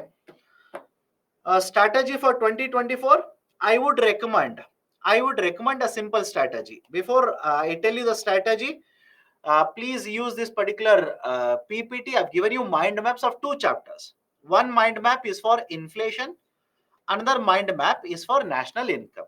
Now coming to the strategy, right, sir, what should be the strategy for UPSC 2024?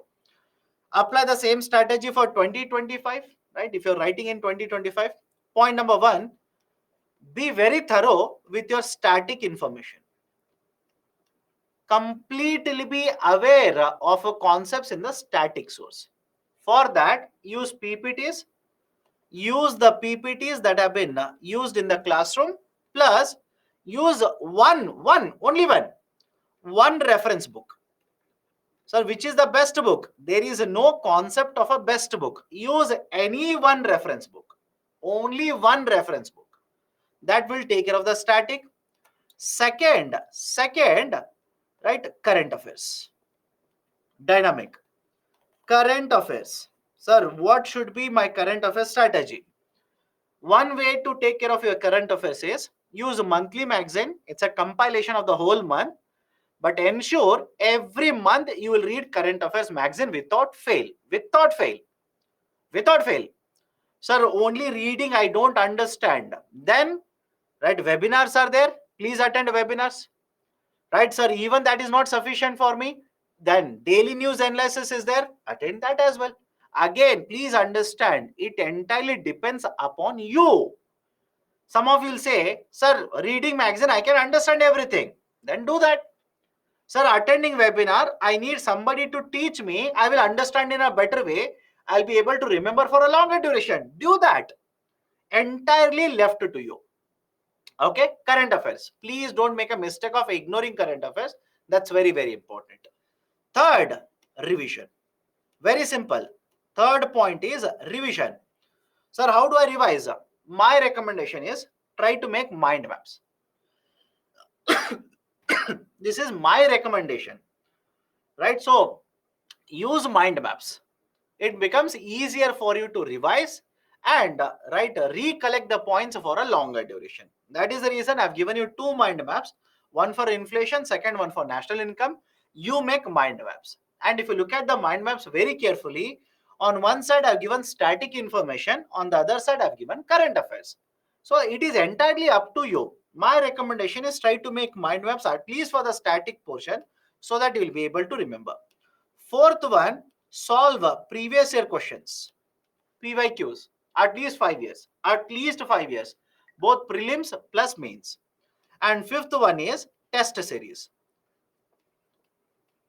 As much as possible, attend the test series for both PYQs, for both prelims as well as mains.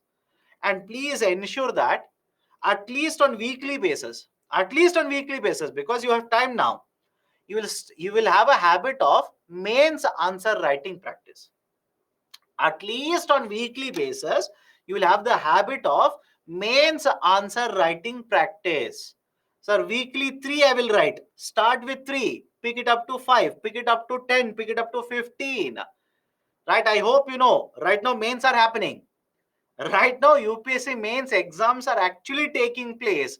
Today there were 2 papers, 3 hours in the morning, 3 hours in the afternoon. You people find it very difficult to sit at a stretch in 3 hour session. Imagine in UPSC, you are supposed to sit 3 hours in the morning, answer 20 questions, 3 hours in the afternoon, answer 20 questions. Tomorrow also same thing, day after tomorrow also same thing, and a day after that also the same thing.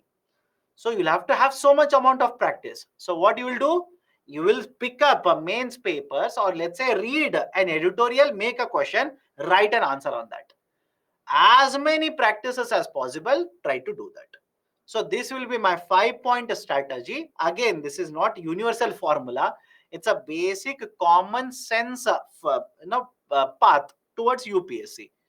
You're taking care of static portion, you're taking care of current affairs, you're also solving question papers, and you are revising. That should be more than sufficient. Should be more than sufficient to crack UPSC.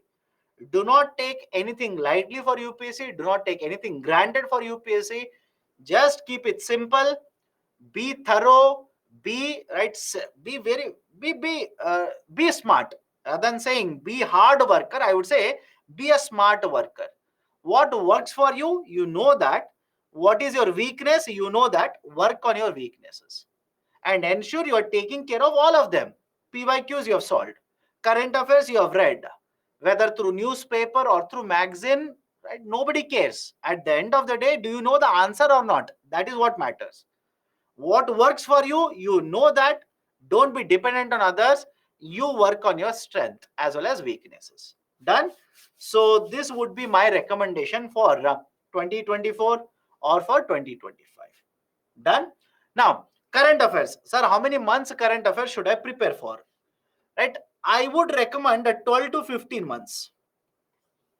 This is my recommendation. I would recommend a 12 to 15 months window. For example, next year May, prelims is there.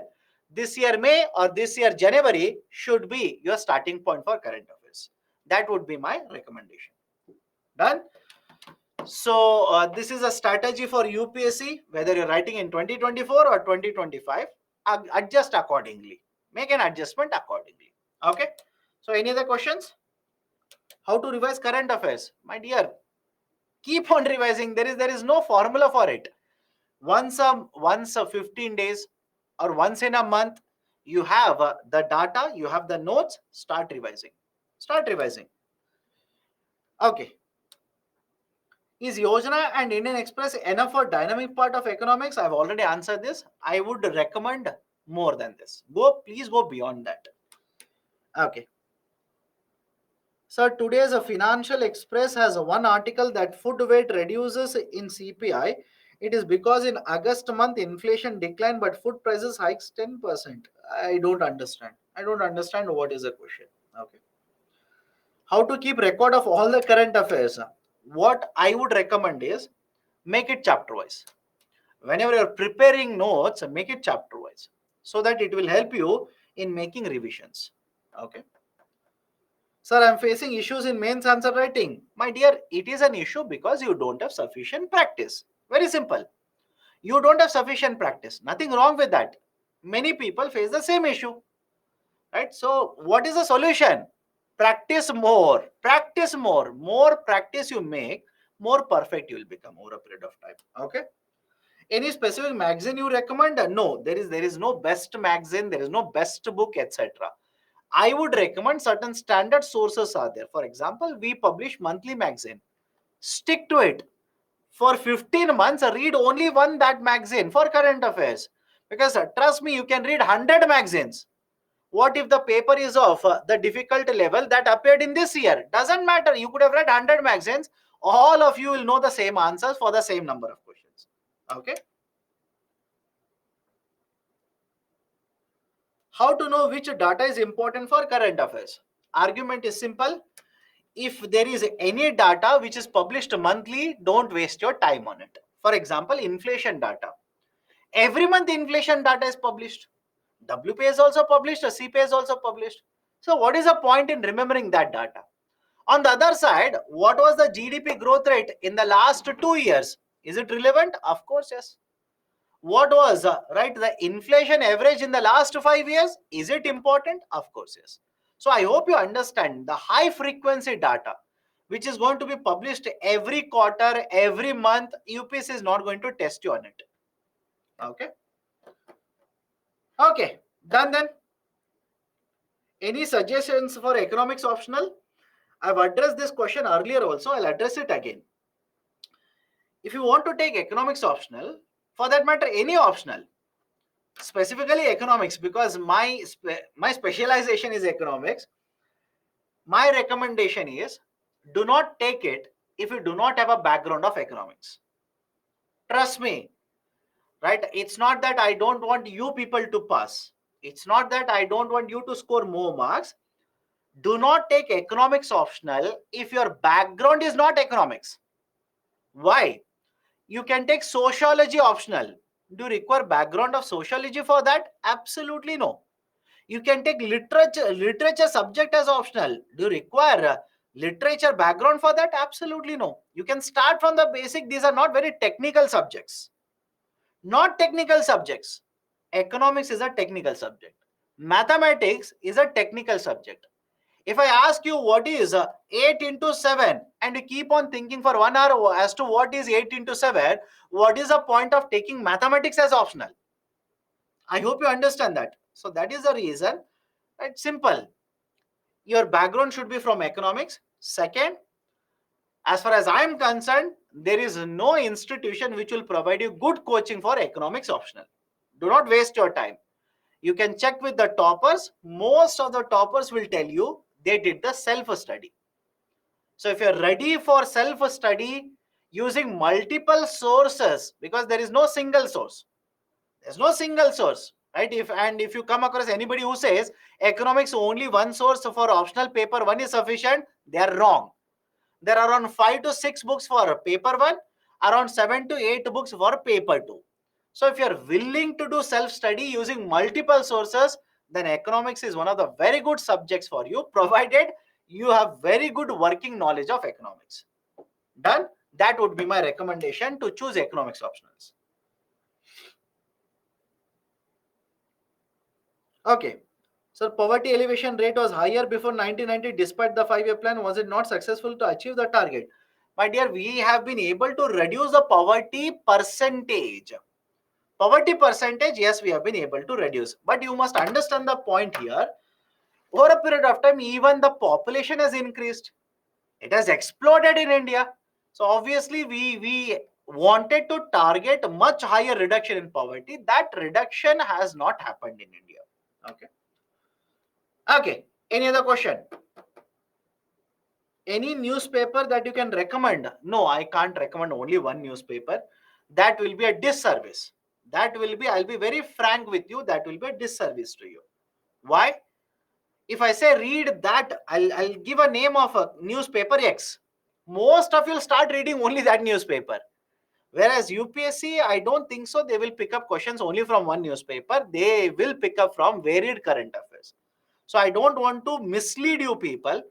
I read multiple newspapers. I read Hindu, I read Mint, I read Business Line, I read Indian Express, I read Financial Express, I read Economic Times. Around 7 newspapers I read. But again, do you read 7? Do you need 7 papers for UPSC exam? Absolutely no. I don't think that okay, the faculty is reading 7. I will also start reading 7. Not needed. Not needed. I need to be updated because I don't know what kind of questions you people are going to ask from which newspaper. So I need to be updated. For that, you don't require so much of information for GS paper economics 3. Okay. Okay. Done. Any other question? How to close economic subject? What do you mean by close economic subjects? I don't know. Okay. It would help if you're a bit more clear on this. So our GDP growth rate is around 8%, but we are demanding more for minimum wages. Why? Both are different aspects, my dear. Right? Don't you think people should be paid minimum wages? Right? That's more of an issue of exploitation of labor. Okay, both are different aspects together. How to finish off economics subject? Right? Again, there is no question of finishing off. If you ask me, my recommendation is at least have 2 revisions before UPSC prelims. Okay, at least have 2 revisions, and now emphasis should be on at least. Okay. Sir, which all newspapers are for us? My dear, all the newspapers are relevant for or will have certain important information relevant to UPSC. And most of the students use Hindu, right? So you can stick to that. But in addition to Hindu, I've told you this in the first class, I'll tell this today as well. Do not be overly dependent on only Hindu. Read additional newspaper. Add one more newspaper, right? Hardly around a half an hour extra on day-to-day basis, you can do that. Okay. Done. So that's it from my side. Take care of yourself. All the best. Prepare well. Right? Do not be worried. You have sufficient time. Prepare well. Keep it very simple. Ensure you will follow. You will take care of static portion as well as current affairs. Solve question papers. Okay. So that's it from my side. Take care. All the best. Right? Do well.